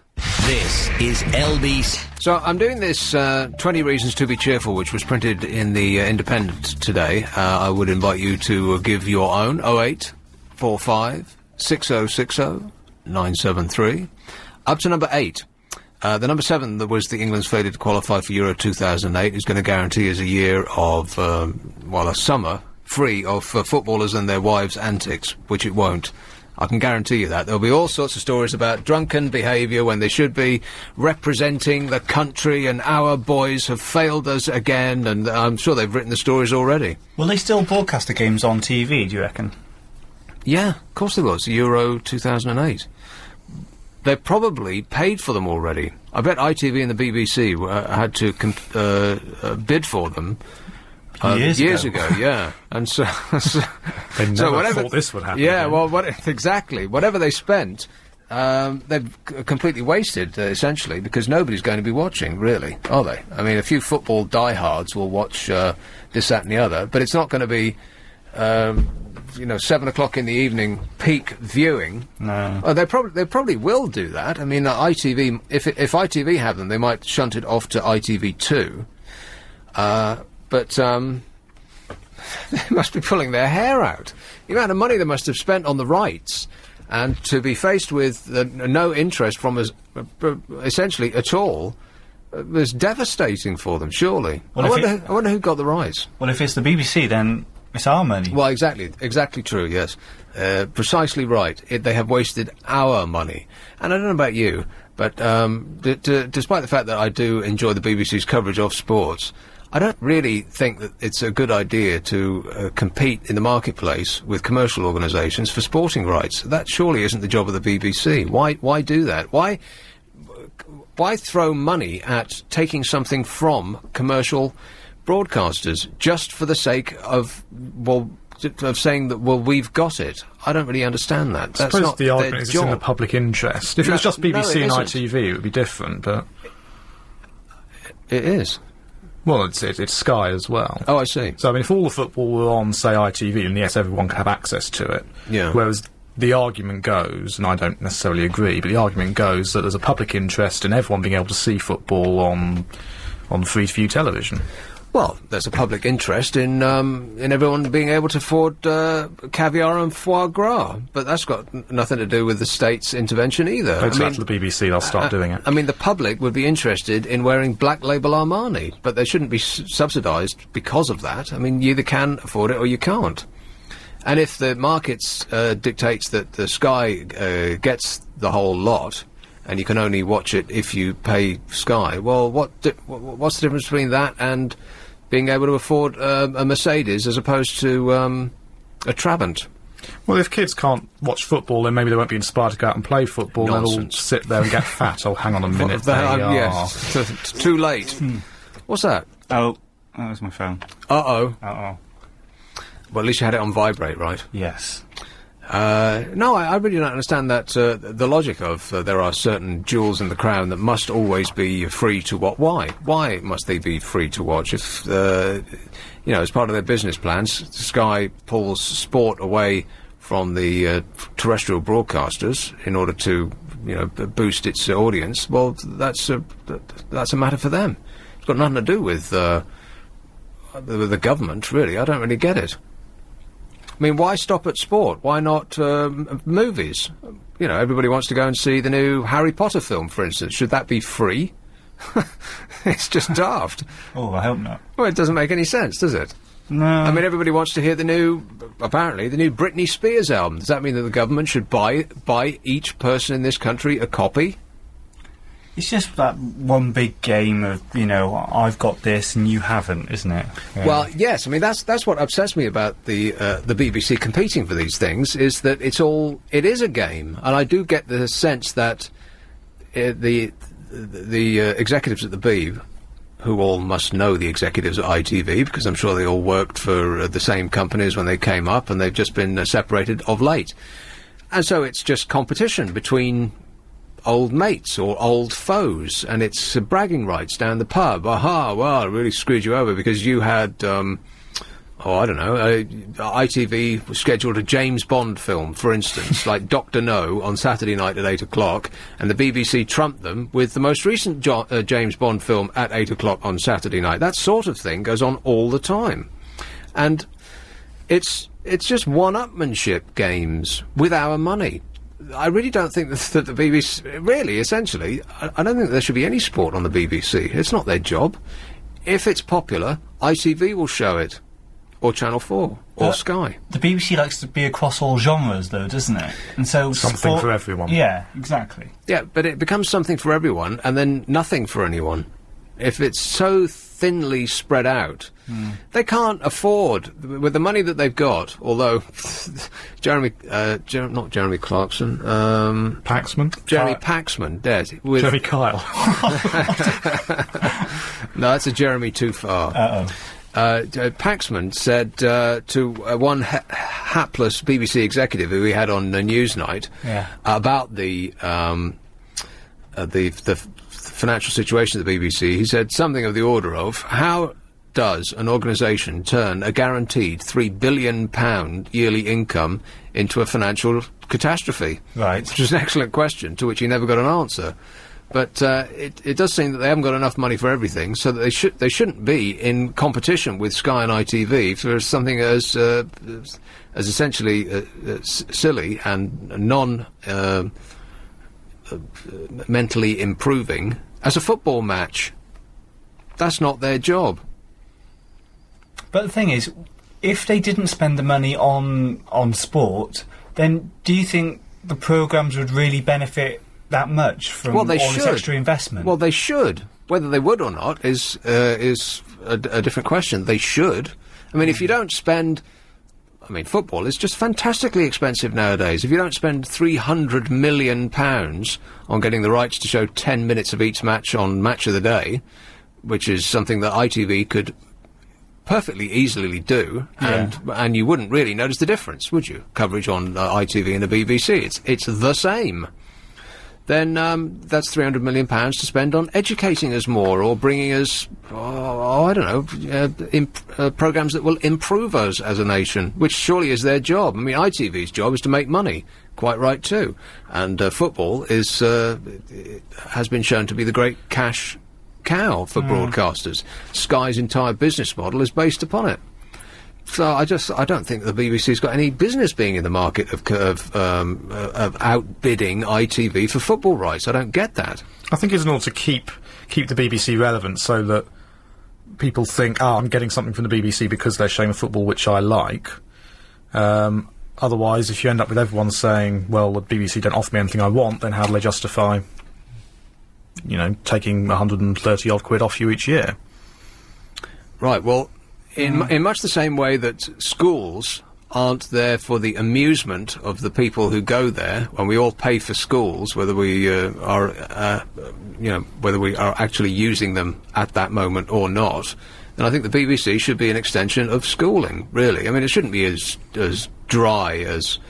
it shouldn't be Kenneth Clark's Civilization all the time, but at least there should be something improving about all of their programmes. But they seem to be competing directly with the lowest common denominator commercial broadcasters, which to me doesn't make any sense. And I think that that the people who have been running the corporation of late have got into this mindset, or rather they haven't removed themselves from the mindset of a commercial broadcaster.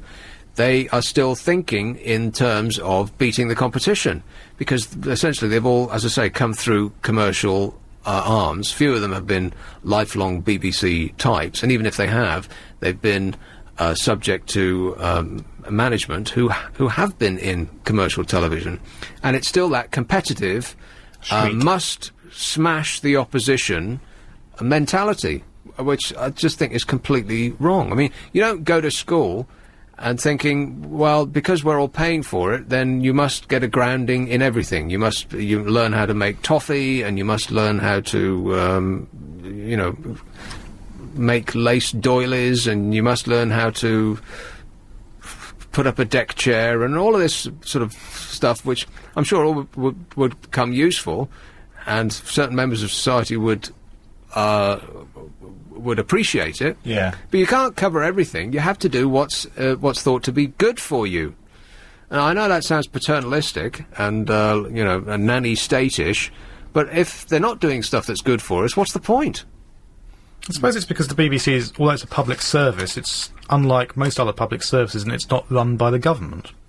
Well, essentially it is. Yeah. And it's not, and it's become not a public service. It's almost like it's run as a game. Because they don't have the pressure of a commercial broadcaster wondering where their next pound's going to come from, not knowing from 1 month, let alone year, to the next, how much money they've got to play with. They don't have that pressure, and so essentially everything that's the fear, the driving fear behind the commercial broadcasters is not present at the BBC. They have the luxury of sitting under a waterfall, a tsunami of cash. Going off subject slightly, yeah. But do you ever remember when there used to be a football or a rugby match on, and ITV used to show it, but the BBC also used to show it, yeah. And it used to be exactly the same picture. Right. What's the point of that? Well, they still do it with the big finals, don't they? That still happens? Yeah, like the World Cup final or the Euro 2008 final. What is the point of that? You see, if I was one broadcaster and the other channel was broadcasting the game, then surely it would be in your interest to corner the market and provide the alternative to all the people who aren't interested in sport. Yeah, possibly, but if you were ITV, you'd have to say, if it were the World Cup final, that your best chance of getting an audience would be to show the World Cup final. Similarly, if you're at the BBC, you should think, well, ITV are going to do it anyway. Exactly. Why should we duplicate it? That makes absolutely no sense, because such a thing can't come cheap. So they're paying... The BBC spending our money on duplicating something which is readily available elsewhere, which is essentially what they're doing now all the time. All of these copycat shows on Saturday night, everything that is a success on ITV is now replicated with extra added camp on the BBC. Everything that Graham Norton has presented is essentially a copy from ITV, right? If not directly, then it's the same kind of idea. X Factor, Strictly Come Dancing, same thing. It's people, amateurs, having a go but the key of the programme is that they're then ripped apart by some bitchy panel for our amusement. But also, if they're duplicating, I don't know, football matches or whatever, or reality dancing shows or anything like that, then surely they can only reach half of the audience, because the other half is on one channel. Yeah. Instead of, potentially clearing up and providing something completely different, and, all the audience will stay on your channel. Everyone who's not interested in football. Yeah. Makes perfect sense to me. It always struck me as very stupid when they would schedule, for example, Strictly Come Dancing and X Factor up against each other. Shows which the same people will be going to like to watch. Why don't they disjoint them when they can both have the audience at different times? That occurs to me. Absolutely. But I think that you'd have to point the finger of blame at the BBC. Now, I don't know that this is true, but I would imagine that ITV has to set its schedules up a long time in advance, because they have to sell advertising for those programmes. So they have to tell potential advertisers what's going to be coming on ages in advance. The BBC, on the other hand, has the comfort of sitting back and as I say, I don't know that this is how it happens, but you'd think that the BBC has more of an ability to swap their schedules around, because they're not beholden to Procter and Gamble. So they can say, okay, so the ITV are going to have X Factor on at 7 o'clock on Saturday night. Ha-ha! We'll really screw them over, and we'll put something that's exactly the same on BBC One at 7 o'clock on Saturday night. And then we'll have a good laugh about it in the pub later with my mates over at ITV, and we really screwed you over on that one, didn't we? And, mine's a double.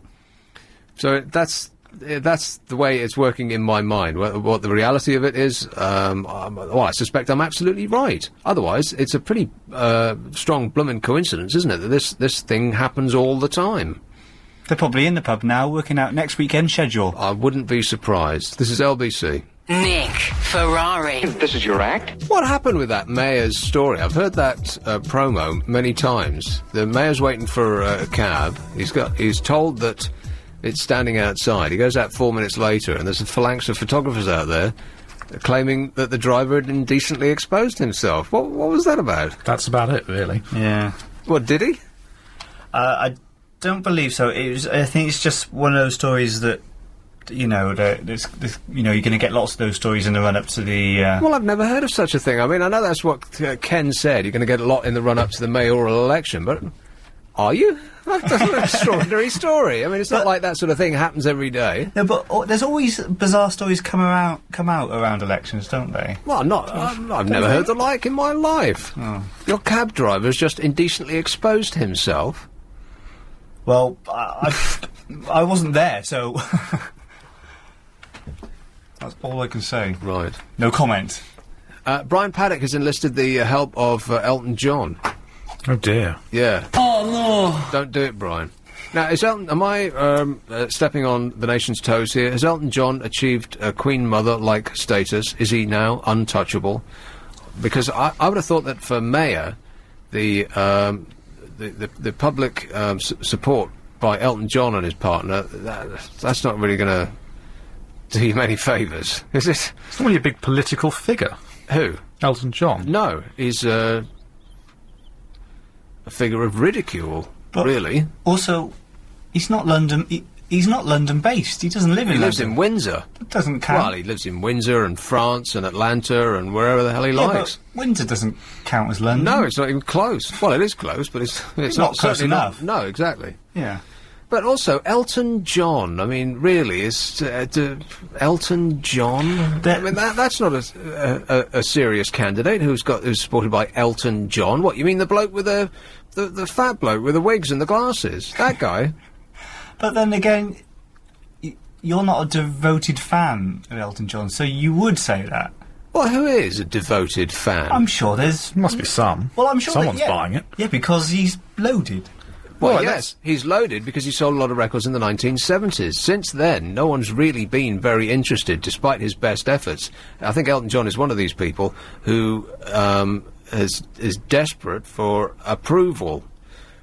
Now, a lot of very successful people are desperate for approval. This is one of the driving forces, which is one of the reasons why I'll never make anything of myself, because I can't be bothered. You know, it's like people like me will never get anywhere because we're not driven. Elton John seems driven, but I think it's one of those driving forces that can never be quenched. You'll never be rich or famous or loved enough. I'm sure you're wrong on that. I don't know why, but you are. On which part? I said a lot of things. No, just about the fact that, you know, Elton John was successful just back in the 70s. Yes, that's absolutely true. But hasn't he, like, sold, like, millions of, like, greatest hits albums since and stuff like that? Greatest hits of the songs that he had out in the 70s, yeah. Well, that must mean people in the 80s and the 90s have been buying them. Right, but, yeah, we buy... Yeah, but I think devoted... Well, anybody that sticks their head above the parapet in the business of show... There's no business like show business, like no business I know. Everything about it is appealing. Yes. Yeah. Forgot what I was talking about before that musical interlude. I got carried away by Ethel Merman's tremulous tones. What was I talking about? About the people buying greatest hits albums. Right. I mean, Elton John is one of those people you kind of like, but I mean, well, yeah, I was saying anybody who sticks their head above the parapet in show business will get fans. Yeah. You know, you've probably got fans. Well, they're all outside the building now. Yeah, not the ones I want to have. Well, no. You can't be picky. People are throwing knickers at you the size of a tent. I doubt it. So let's say that you declared your interest for one of the male candidates. Would your fans then automatically vote for them? Yeah, exactly. Yeah, that's a nonsense, really, isn't it? I don't know. I mean, who do you idolise? Who are you a big fan of? Neil Rogers, talk show host in America. Would you back his... Whoever he said for... No, definitely not. Why not? Because I would want to make my own mind up based on what the individual candidates say, not because of what Neil Rogers told me to do. What am I, an idiot? But wouldn't you trust his opinion because you idolise him? No, I idolise him because he's funny. Right. And he can pull a 4-hour talk show on a daily basis out of his ear and talk about essentially what's happening in the studio, and it's funny. That's why I idolise him, because of his ability to just talk off the top of his head about absolutely nothing at all, and for it to be fascinating and funny on a daily basis. But forget the so-called celebrity, whoever it might be, that does the endorsement. Yeah. Who have we mentioned? Brian Paddock. Who have we not talked about? Ken Livingstone and Boris Johnson. No, well, therein lies the reason. Right. Publicity. Doesn't matter what prompts the publicity, or if it's right or wrong that it does generate publicity. I suppose, yes. Well, he can't turn that down because Elton John is rightly famous. Brian Paddock, on the other hand, isn't. And when talking about the mayoral race, you do tend to forget him. You do, yeah. I mean, his profile isn't exactly what you'd call high, is it? Boris Johnson, on the other hand, hard to forget him. Which is probably why he's resorting to this. He probably doesn't ideally want to do this kind of thing either, but if it gets his name out there... I mean, presumably he doesn't want to be known as the gay candidate, which is what Elton John's help would sort of reinforce, wouldn't it? Because, really, I mean, what kind of a society will we be in when somebody votes for someone because they're gay? I mean, that's just ridiculous, isn't it? I mean, you might as well vote for somebody because they're blonde. But most people vote for people based on opinion, based on looks and personality and all that? I'm absolutely certain that that's true, yeah. In which case, Boris is a shoo-in, because whatever his opinions on anything are, and I'm not sure, like anybody else, really what they are. I mean, has he actually made many statements about policy, other than getting rid of the bendy buses and... after that, I don't really know. I can't remember. I was looking at his hair. But yeah, exactly. You're mesmerised by his cute, cuddly teddy bearness, and the fact that he's funny. So you'd think, on that basis, he's easily the shoo-in for mayor. Got my vote. It's actually much less interesting a contest than the President of the United States a contest, which I do think has something of, and I wasn't alive at the time, but I can only imagine that it has something of the aura of Kennedy. This new hope, change for the good. It's just a new era, isn't it? Yes, exactly. And the opposition, both over there and and the representatives of all parties in this country, say nothing but stasis and a repetition of what we've been experiencing for the last 10 years. So he seems to be the only person who has any sort of fast forward about him. He represents the future, whereas everybody else, both on that side of the pond and here, is mired in the past. Anyway, we'll talk about that at length, I'm sure, later. But first, this. This is LBC. I haven't chosen one. What number are we up to? You make your own clip. Up. Oh, no. Yeah, that one. There you go. What number are we up to? In 20 Reasons to be Cheerful, this is printed in the Independent today, only to number 8. Blimey, is it taking us 2 hours to get to number... I've got one. What on earth have we been talking about? I've got one which I think might be on the list. Right. Is it the fact that Gordon Brown has put his foot down and he said, right, all you MPs, you can't... You have to limit your pay rise. Right. To what? To less than 2%. Okay. They won't. Won't they? They're voting for their own pay rise. Yeah. Gordon Brown can come out and pretend that he's, putting his foot down and so on. But if you were voting for your own pay rise, would you limit yourself to 2%? Of course not. But on the other hand, how much do they earn? If you're just an average MP, about 60 grand. Right. See, now, as shocking as it might sound, that's not actually that much. Particularly if you have to live a certain lifestyle, which you would be expected to, as an MP, you'd be expected to eat in nice restaurants, and you don't want to get photographed with a kebab in your hand, do you? You got deduct tax from that, I guess, as well. They get taxed, don't they?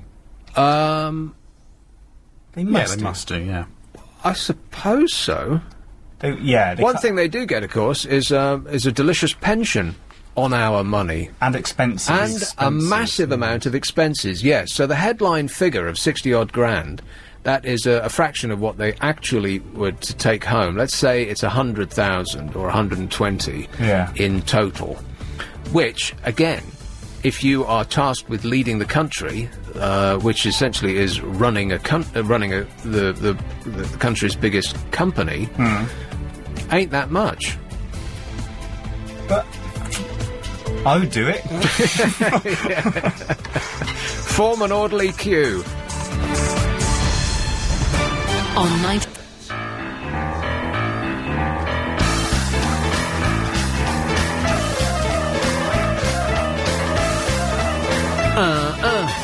So the Independent on Sunday today had an article in the Bright Side column, which I assume is a regular column. I don't know, because I never read the Independent on Sunday.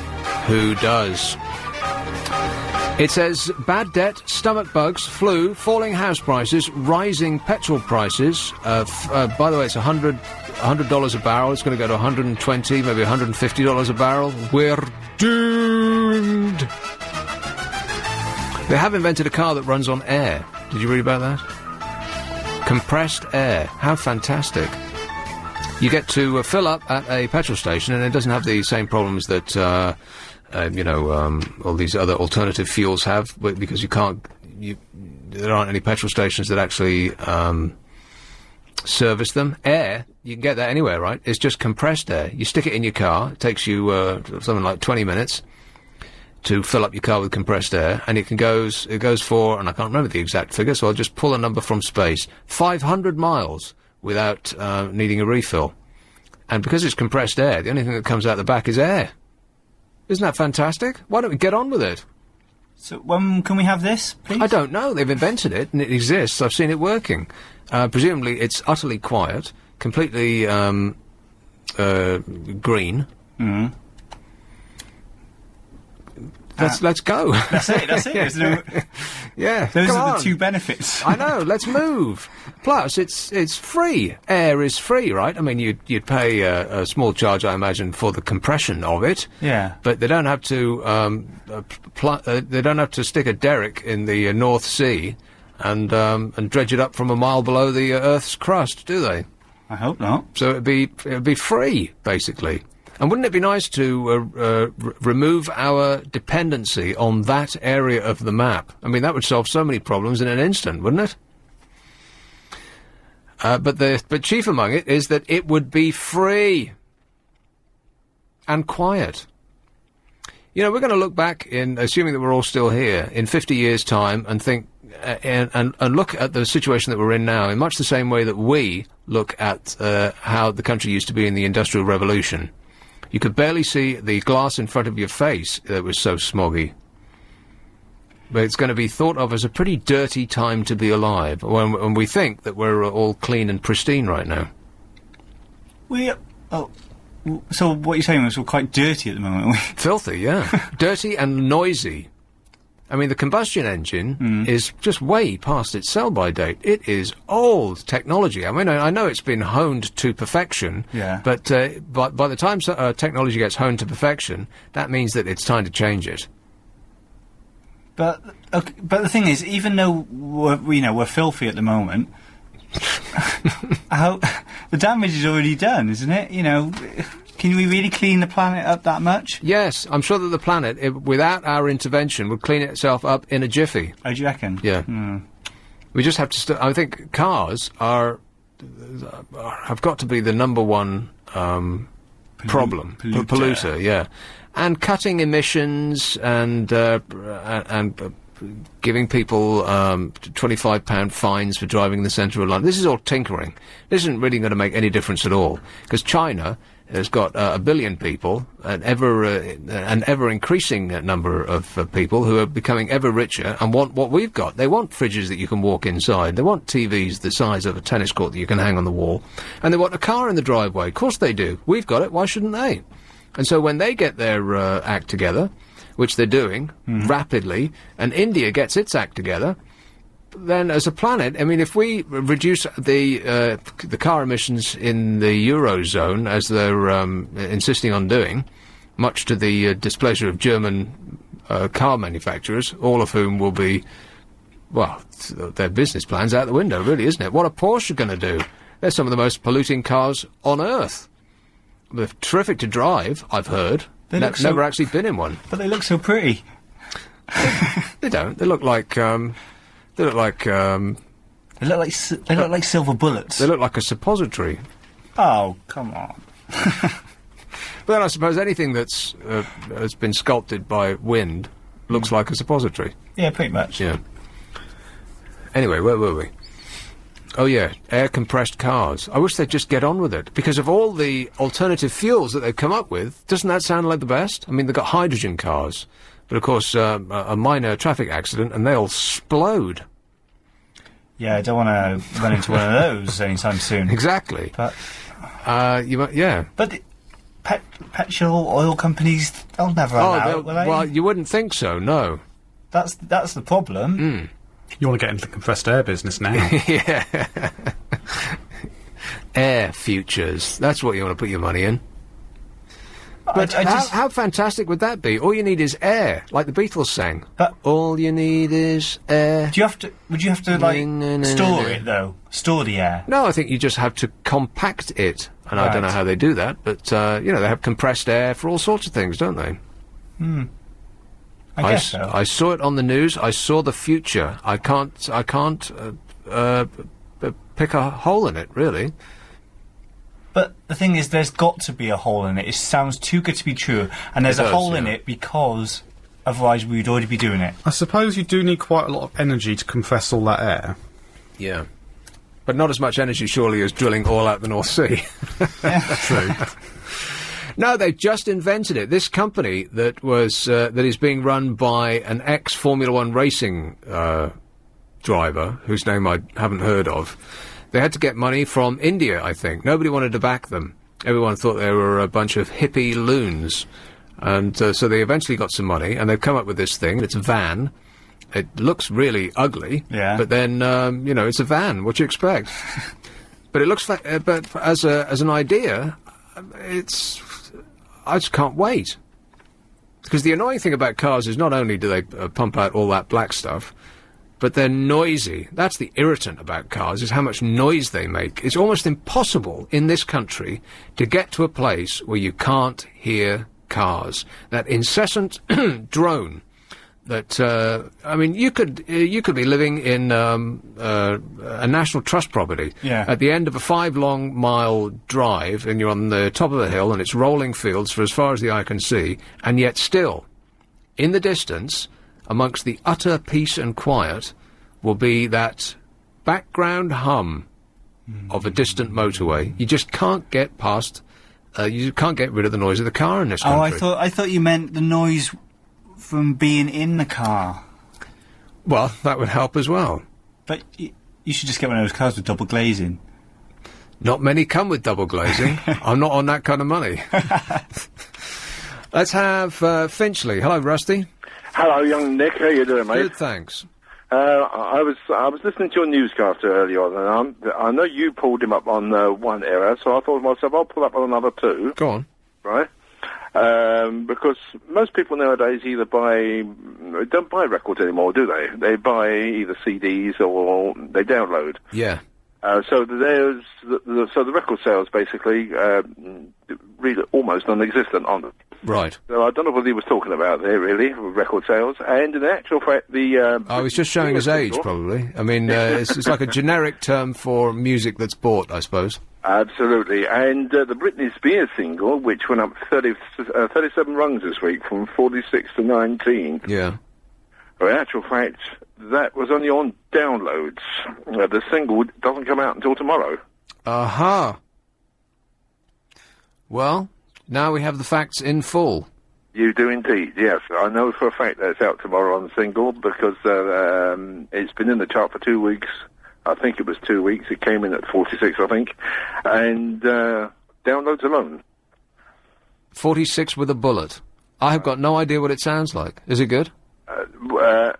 No, actually, I don't want to be rude about it, but let's just say I wouldn't buy it. Right, but I don't think you're its target market. No, I'm not too keen. I've heard worse.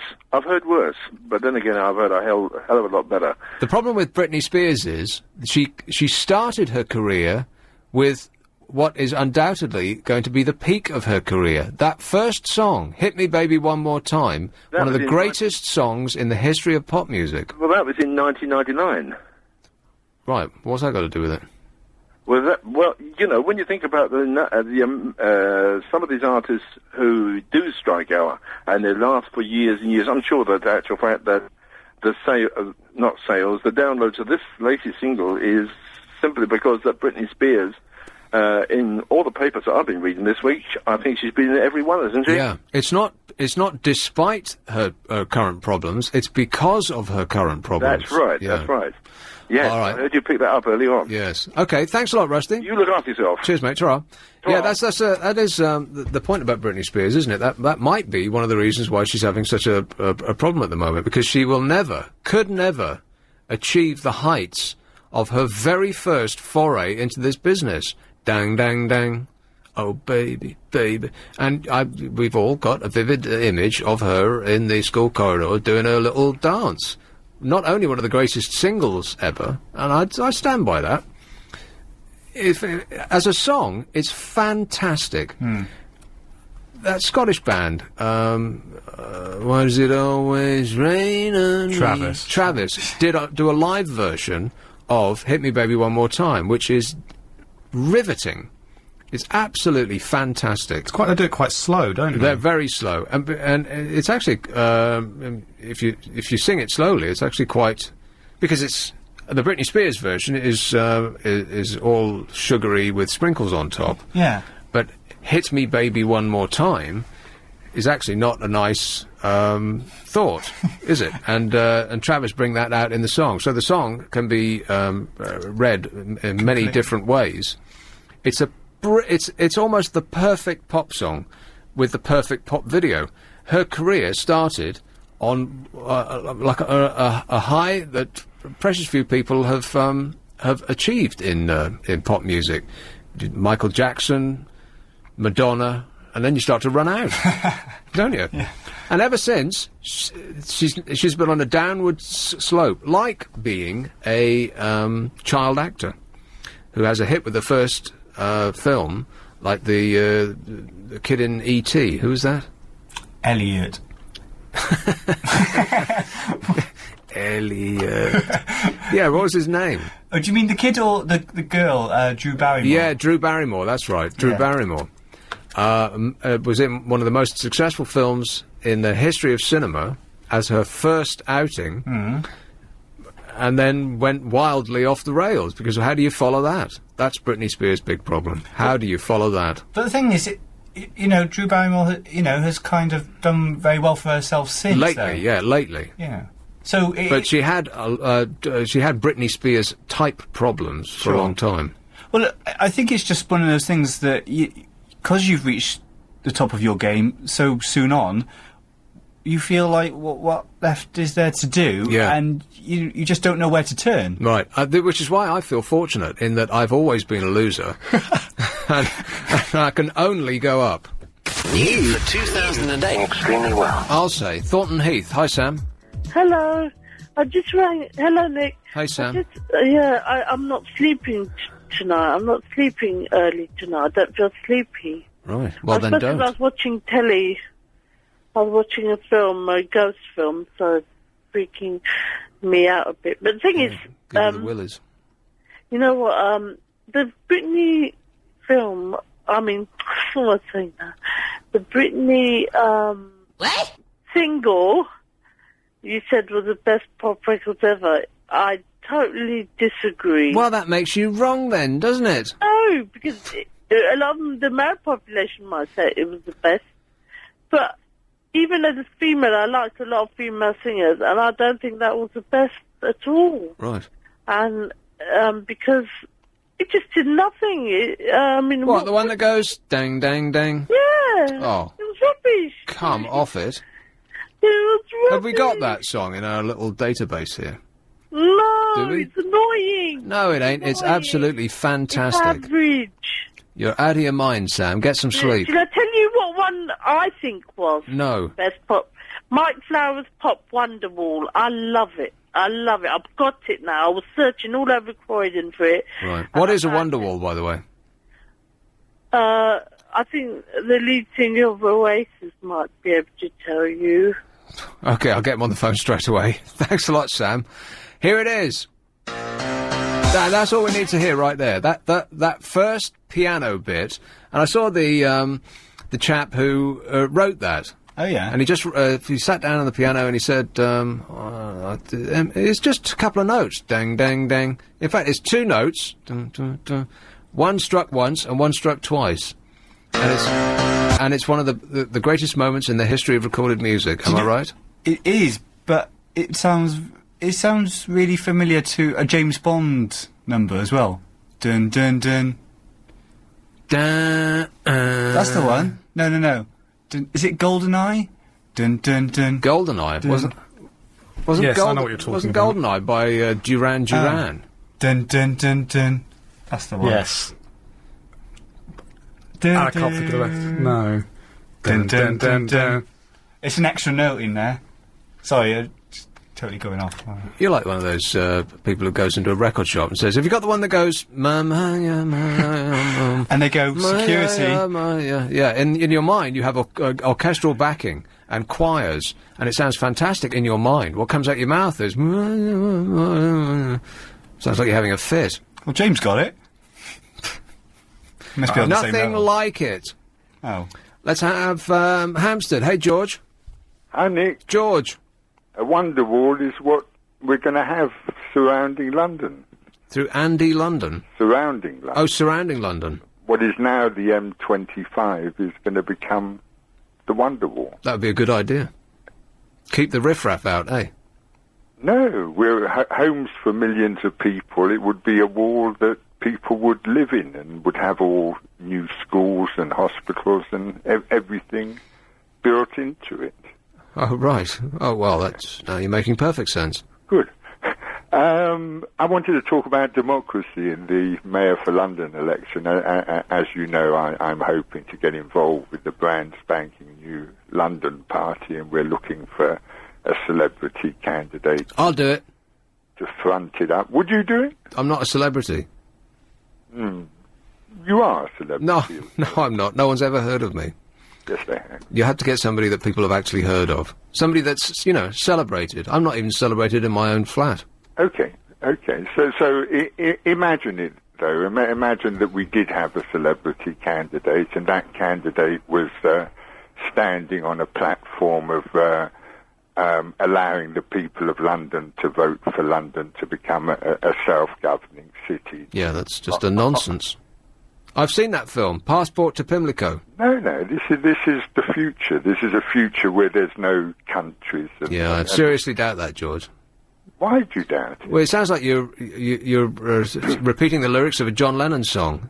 Yeah, imagine there's no countries. It isn't hard to do. Well, Yeah. it isn't hard to do. Well, imagine there's, how does it go? Imagine there's no money, or imagine there's no possessions. That's difficult. Says the guy with the giant mansion in the country and the Rolls Royce in the driveway. Imagine no possessions. Yeah. No, never mind the rest of the lyrics. Just concentrate on imagine there's no countries. It isn't hard to do. Well, actually, that's not so crazy, because if you see pictures from satellite of the Earth, of course, it's just all shapes of land mass, and it looks very beautiful and peaceful. It's the nearer you get to it, you see, it's actually a great big basket case, not a great big melting pot, big enough to take the world and all it's got. The democracy side of it, if that situation occurred and the people of London did vote for London to become a self-governing city, what would happen? What would the powers that be say in that situation? Well, they'd say we've got it wrong, and we'll be given the opportunity perhaps to keep voting until we get it right. I don't know. I do wonder about it. I mean, they'd say that only X amount of the people of London had voted for it, so it wouldn't be able to stand or something. What, you mean the government who's only got 30% of the population to vote for them last time, you mean? I think it's nearer 20% than 30%. Possibly. But it would be interesting, wouldn't it? It absolutely won't happen. It might happen. Won't happen, George. Not at this coming election, but maybe in 4 years' time. No, not ever. In the run-up to the Olympic Games. Not now, not ever, never. No, it will. I'm sure that I've seen the future. I don't know when this future is going to happen, but right. I'm sure it is. You've seen the future, really? Were you really drunk at the time? No. No, I've carried a sort of vision for some 30-odd years. Right, I have a vision that I'm going to win the lottery. When's that going to happen? As soon as... I start playing, yeah. No, as soon as the people of London do vote for London to become a self... Oh, really? Well, let's get on with it then. Then we'll all win the lottery. So we'd all come out as winners. I mean, the game as it stands now is that most of us are losers. And there are too many losers and not enough winners. So I know I am.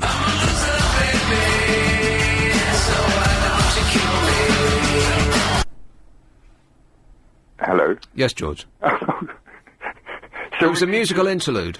So we need to change the game, because it is all a game, so let's devise a different game, a game in which we can all win. Right. No chance.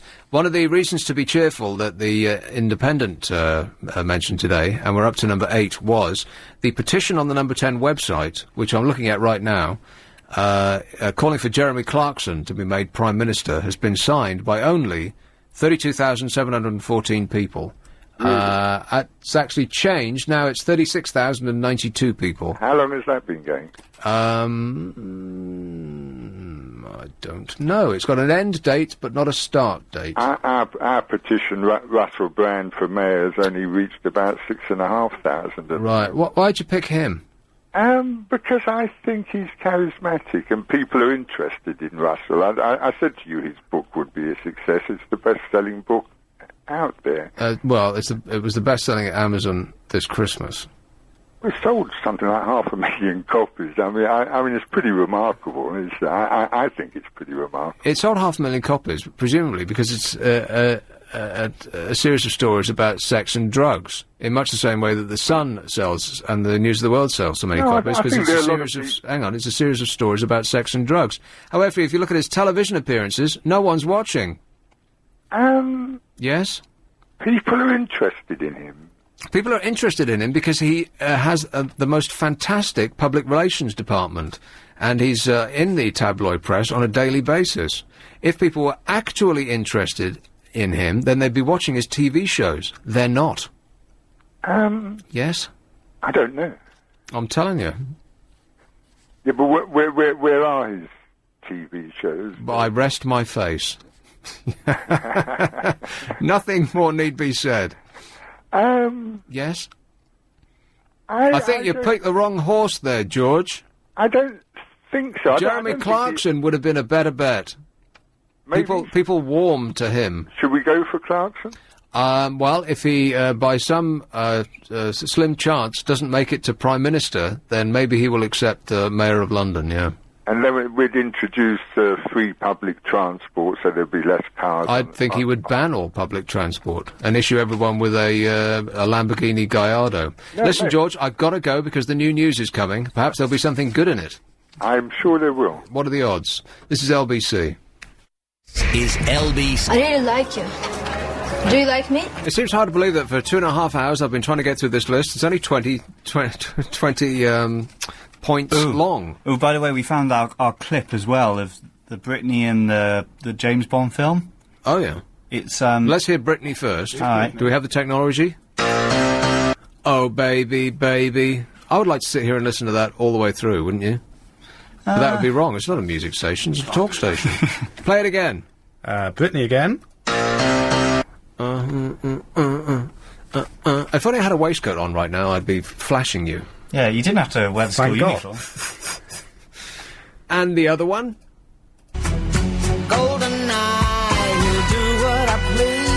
Well, you're looking at me expectantly. It doesn't sound anything like it. Got that first bit. Listen very carefully. Yes. Dun dun dun dun. And then... What? And here's Britney. How is that incorrect? But no. And then do the other one. And Britney. Yeah. There's one more note in the Golden Eye, but it's the same... It's just... it's a different tempo, but... Completely different in every way. Is that what you mean? Well, I'm tone deaf, so... Obviously. We were quite pleased with that. Yeah. Really? I shot you down in flames. Took ages to prepare that. Yeah, oh well, never mind. New Malden. Hello, Tara. Hi. Tara. I think that is one of the best introductions with Britney.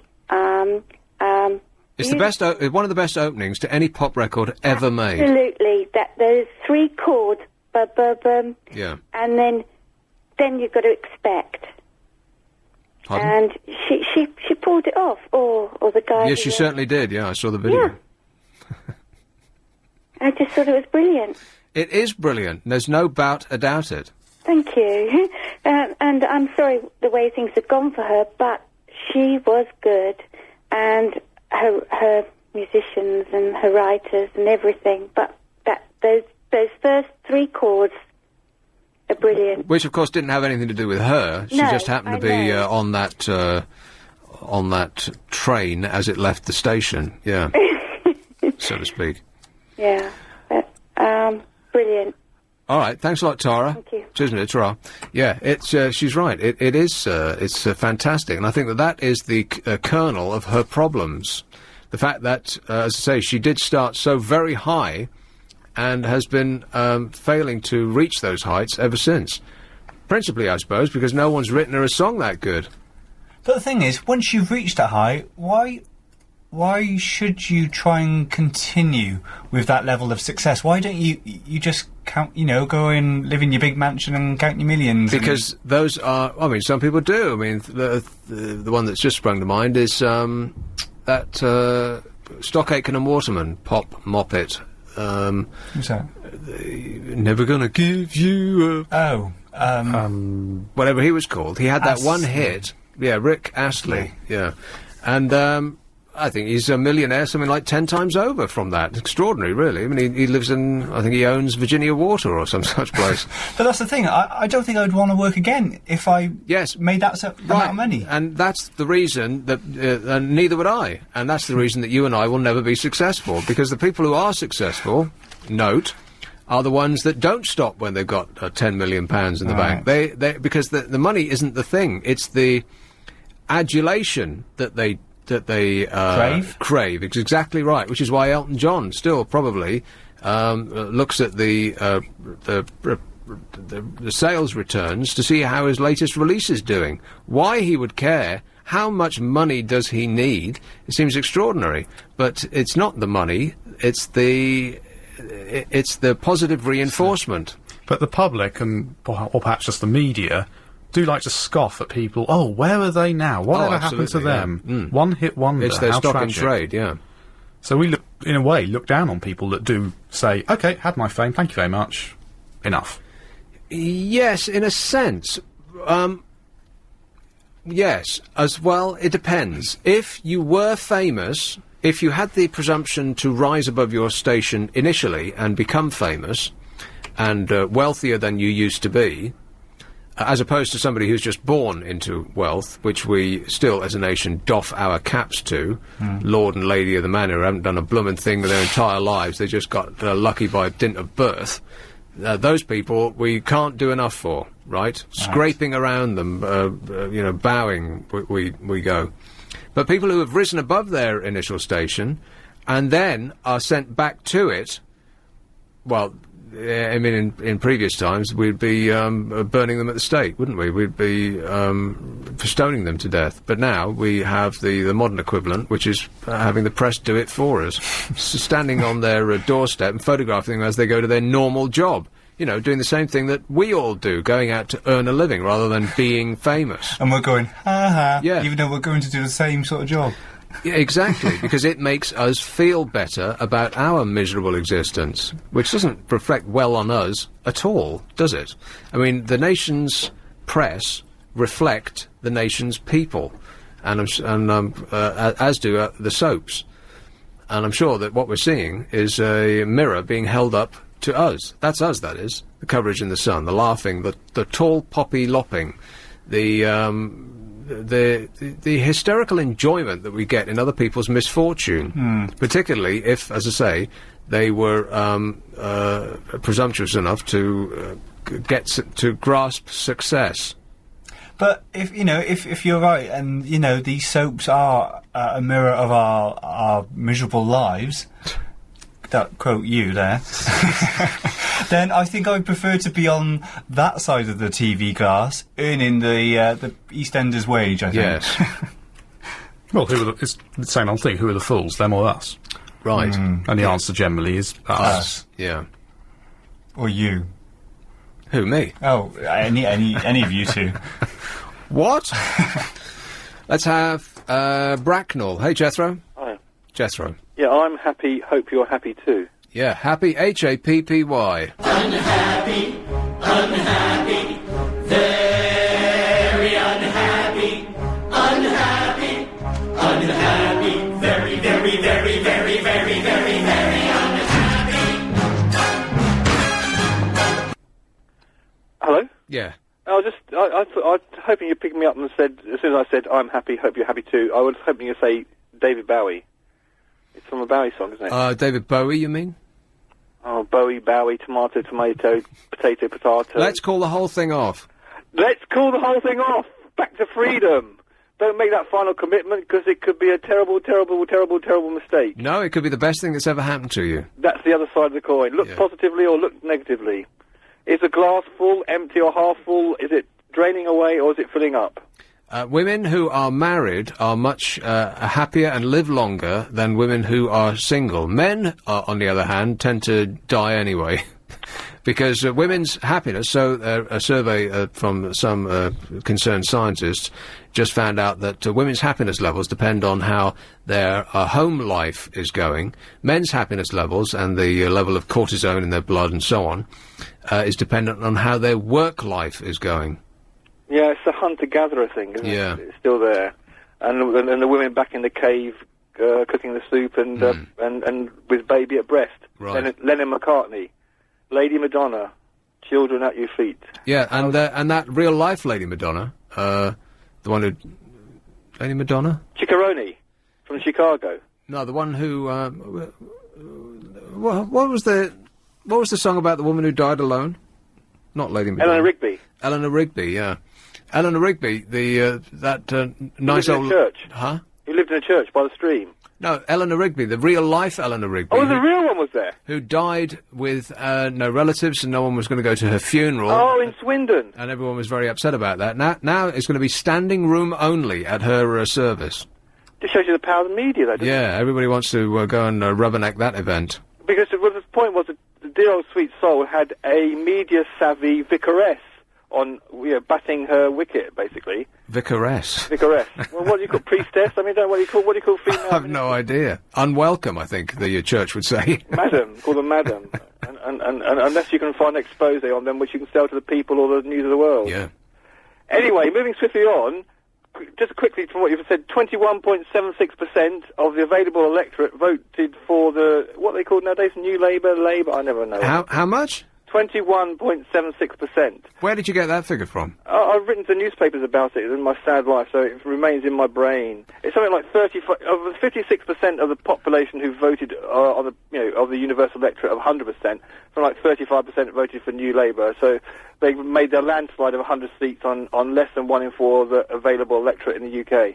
That is, and this from the nation that gave democracy to the world. That's pathetic. Well, that's why I get so annoyed that Mr. Millipede, along with Mr. Bean, went to Lisboa and signed away, our basic sovereign identity without a mandate and without even conferring with the people, without even asking the less than 1 in 4 people who backed them whether they thought it was a good idea. You know, it's extraordinary. I've been reading because I've got quite.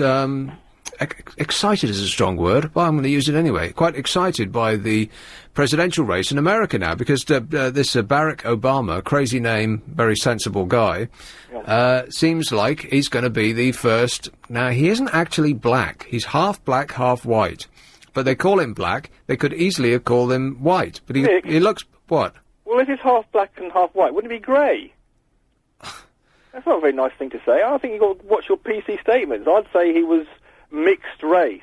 Well, yeah, in other words, one parent was black and one was white. One was African and one was Caucasian. You've got to get it right. You can't just... I mean, have you ever... I've never in the whole of my life seen a black person, and I've never... Because black is a very, very, dark colour. In fact, it's not a colour at all. I've never seen a white person. Can you shut up for a second? Because if you go back to liberal consensus, the 1960s civil rights movement, underneath we've all got... Anyway, what I was saying was that I was quite excited about the presidential election because they seem to actually have something called democracy in America. Picture this. I mean, if Jethro was right... Is he still talking? Oh, no, he stopped. If he was right and that something like 50% of the population turned out to vote last year, Barack Obama just went to Iowa, now they're in New Hampshire. They have snow as high as an elephant's eye out there, and thousands of people went out to hear him speak. Can you imagine if there was 6 foot of snow out, anybody would leave their house to go and listen to Gordon Brown talk, or any of the respective party representatives? Not a chance. We won't even go out to vote, let alone hear them speak, if there's a light mist in the air. This is very, very true. I learned something I didn't understand at all, because I've not quite understand the nuances and particularities of the American electoral system, but currently they're kind of like choosing who they're going to choose to be the candidate. Yes. And I thought it was party activists. I thought it was the Democratic and Republican Party activists. But I think it's the general public. Is that right? It's pretty... yes, they're not... It's not restricted to activists. I think it's left up to whoever wants... Now, I might be wrong about this, but the feeling that I got, it was restricted to whoever is going to vote for the party anyway and who wants to show up. So you just got to say, yeah, I tend to be a Democratic supporter, and as the next presidential candidate for the Democratic Party, I would like Obama, Edwards, or the ex-president's Clinton. wife. Yeah, I believe that that's true. Yeah, I never got my head around that before. This whole caucuses thing, I mean, previous to me, previous to a few days ago, it was just a funny word that looked like cactus. Yeah. But actually, as a way of choosing your future representative, it seems like a revelation, practically, to us, the country that gave democracy to the world. Yeah, because I think currently, say the two major political parties, the membership, I wouldn't say would either of them is going to extend beyond about 200,000 people, and they're the ones who choose the leader. And then this leader of of those two parties, unless Nick Clegg does a miracle thing and manages to get the balance of power next election, and goes either left or right depending on what he thinks is the best way for the Liberal Democratic Party to go. But it's something like 200,000 people out of a population of 60 million choosing the next Prime Minister. Well, I mean, yeah, the Prime Minister. Well, the current Prime Minister wasn't chosen by anybody but himself. Yeah, I know. I don't like him that much, but that's just a personal subjective opinion. Really? What is it about him that you don't like? He seems so warm and cuddly. It's just that he thinks he can sit in number... This is what I think. Can I say it? And I want to state one of the game. Well, I asked the question and I didn't expect to get an answer, but I suppose that was... I think the guy thinks that somehow encapsulates the British spirit in a just and fair and egalitarian society, and he's going to foster his conception of what that is on all of us without consulting us or even asking us. And I think that's his tendency. And I'm sure that's not just his tendency, that's the tendency of the lot of them. They all are... I'm sure it's all ingrained in them that they know best. Yeah. And they don't really want to ask us our opinion, because we might not give them the answer that they require. Yeah, that's true. That's true. But, yeah, I mean, I just can't believe it. You go back 20 years to Mrs. Thatcher, all the talk was about what shares do you own, how much money you've got, and then it's parodied in Saturday Night Live where they buy, loads of money. Yeah. And now it's all the people talk about politically is, well, how much public spending should we spend on the National Health Service or the Educational Service? And is it good value for money? I mean, the idea of wealth creation, as Thatcher portrayed it, has totally evaporated into what's the right apportionment of taxation take the government, get into its coffers. Well, the two ideologues, is that the right word? Yes, I think very good. Are totally and utterly opposed. Thatcher was for small government, in much the same way as the Republicans are in America. Yeah. And Brown is really for an all-encompassing government that will render you dependent from cradle to grave. Yeah, but everyone will be equally dependent.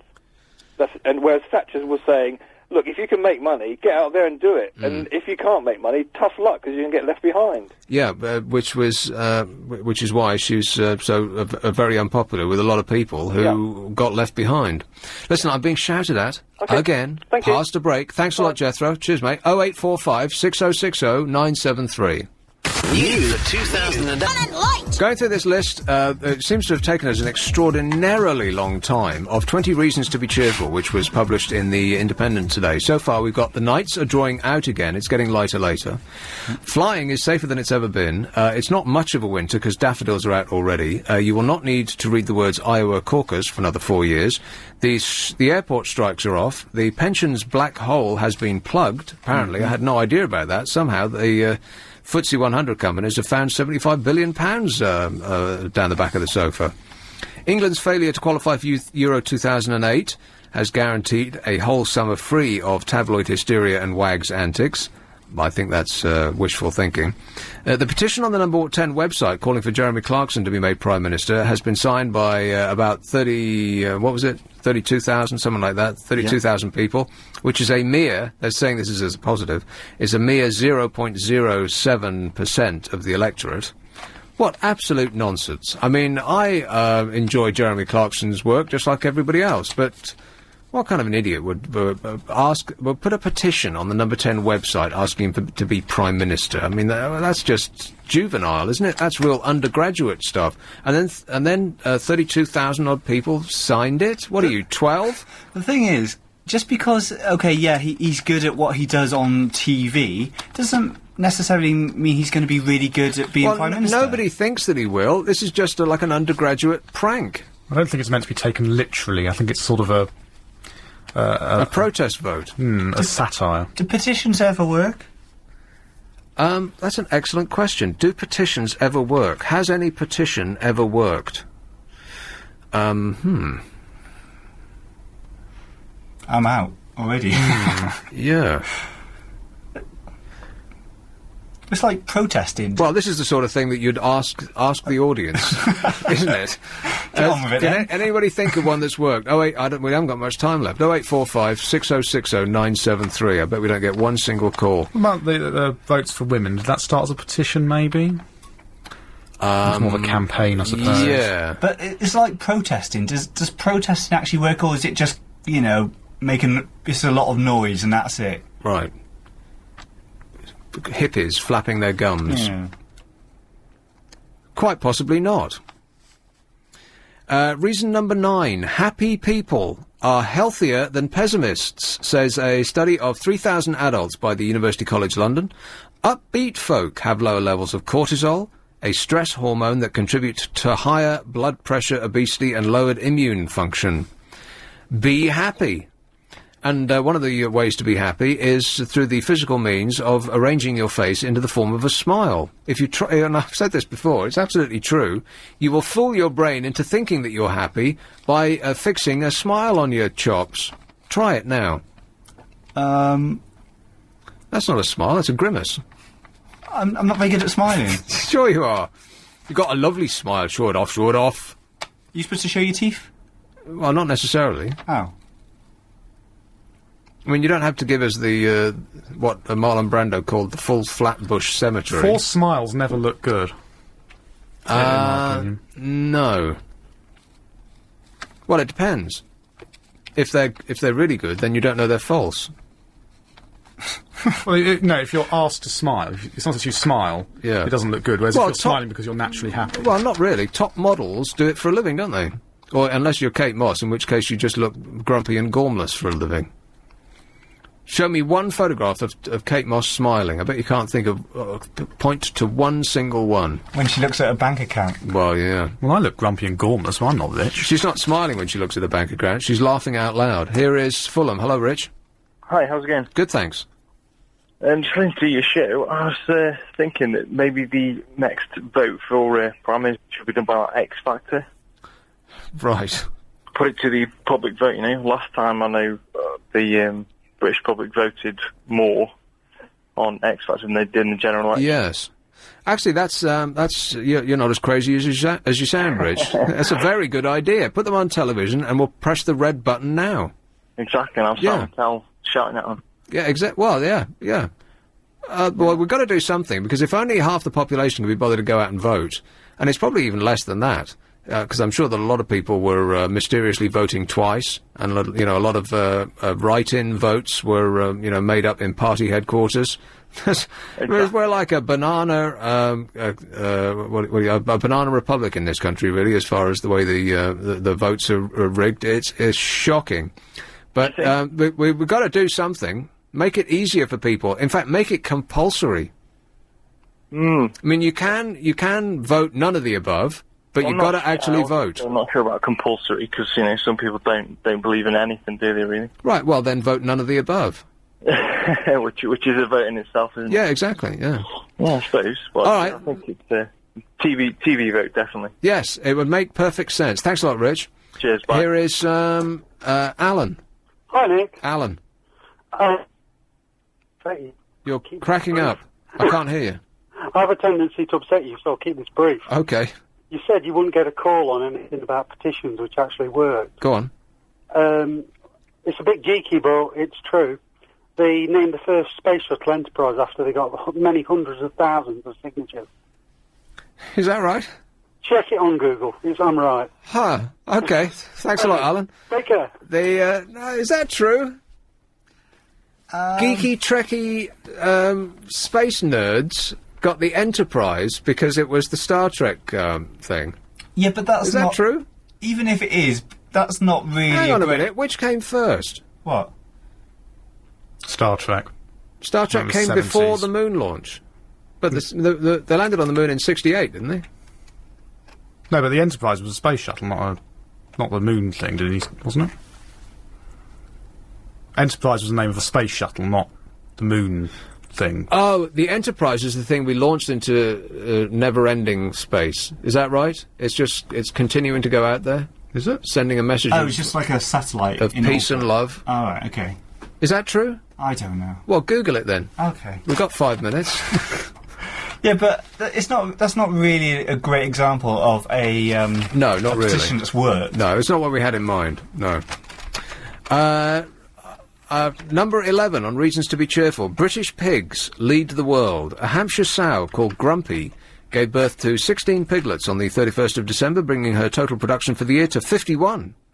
One of her litters numbered 18. Wow, we've got a lot of pregnant fat pigs in this country. Let's celebrate. We're number 1. We're the fat pig nation of the world. Enterprise satellite named after petition. Well, you're not going to... Oh, all right, try it. Petition, go ahead. He's Googling it. Other search engines are available. And the first thing that came in is a rent-a-car company. Well, it shows you Google's yes. on top form. Yes. Try probe rather than satellite. Oh, yeah, probe. Oh, probe, yes. I'm using the wrong words. Probe. I don't know if you should put the word probe into Google. Alarms are going off in the IT department as we speak. What might come back could get you fired. Warning! Warning! No, nothing's coming up. No. Enterprise theme song must go. Petition to Paramount Television.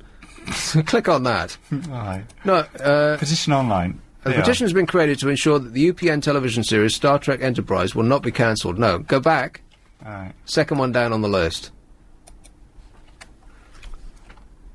We, the devoted fans of Star Trek, who have seen every episode of the original series and The Next Generation, all the movies, and probably watched Deep Space Nine and Voyager 2, but not always. We who dress up in uniforms and go to conventions, we who buy novels, action figures, videotapes and other merchandise, we who are the lifeblood of all that is Trek, are not happy. Dun, dun, dun. We wish to express our unmitigated disgust with the theme song that has been selected for the new Enterprise series. It's not fit to be scraped off the bottom of a Klingon's boot. Some of us do not mind a break from the past, some prefer classical, some like something contemporary. Regardless, the current theme is repulsive, irritating and beneath contempt. We implore you, the producers of this exciting new programme, to reconsider your choice in theme music. Hopefully this new member of the Trek family will be with us for years to come, preferably the theme song won't. Sincerely, the undersigned. There's no one there. Should we see how many signatures are Go ahead. Oh, almost 4,000 signatures. Put my name down. I've never heard it, but I don't like it anyway. Moan, moan, moan. Right, what have we talked about tonight? Well, I forgot to make a list. So I'm going to have to do this off memory. Yes. So I'm going to talk slowly because I haven't got that many. Right, first thing... Must talk faster. All right, nights are getting lighter. Yes. Reasons to be cheerful. Yes. The BBC competing for sport. Oh, I remember that, yeah. Britney Spears' brilliant first record. Right. Extra carry-on bags on planes. Yes. The online petition to make Jeremy Clarkson Prime Minister. Yeah. And the weird Enterprise petition to... Whatever it was. Yeah, whatever. Oh, didn't he do well? I'm back tomorrow at 7. Clive's back in this slot tomorrow as normal. And Susan Spence is next. Hey, Susan. Thank you very much, Nick. Hello, everybody.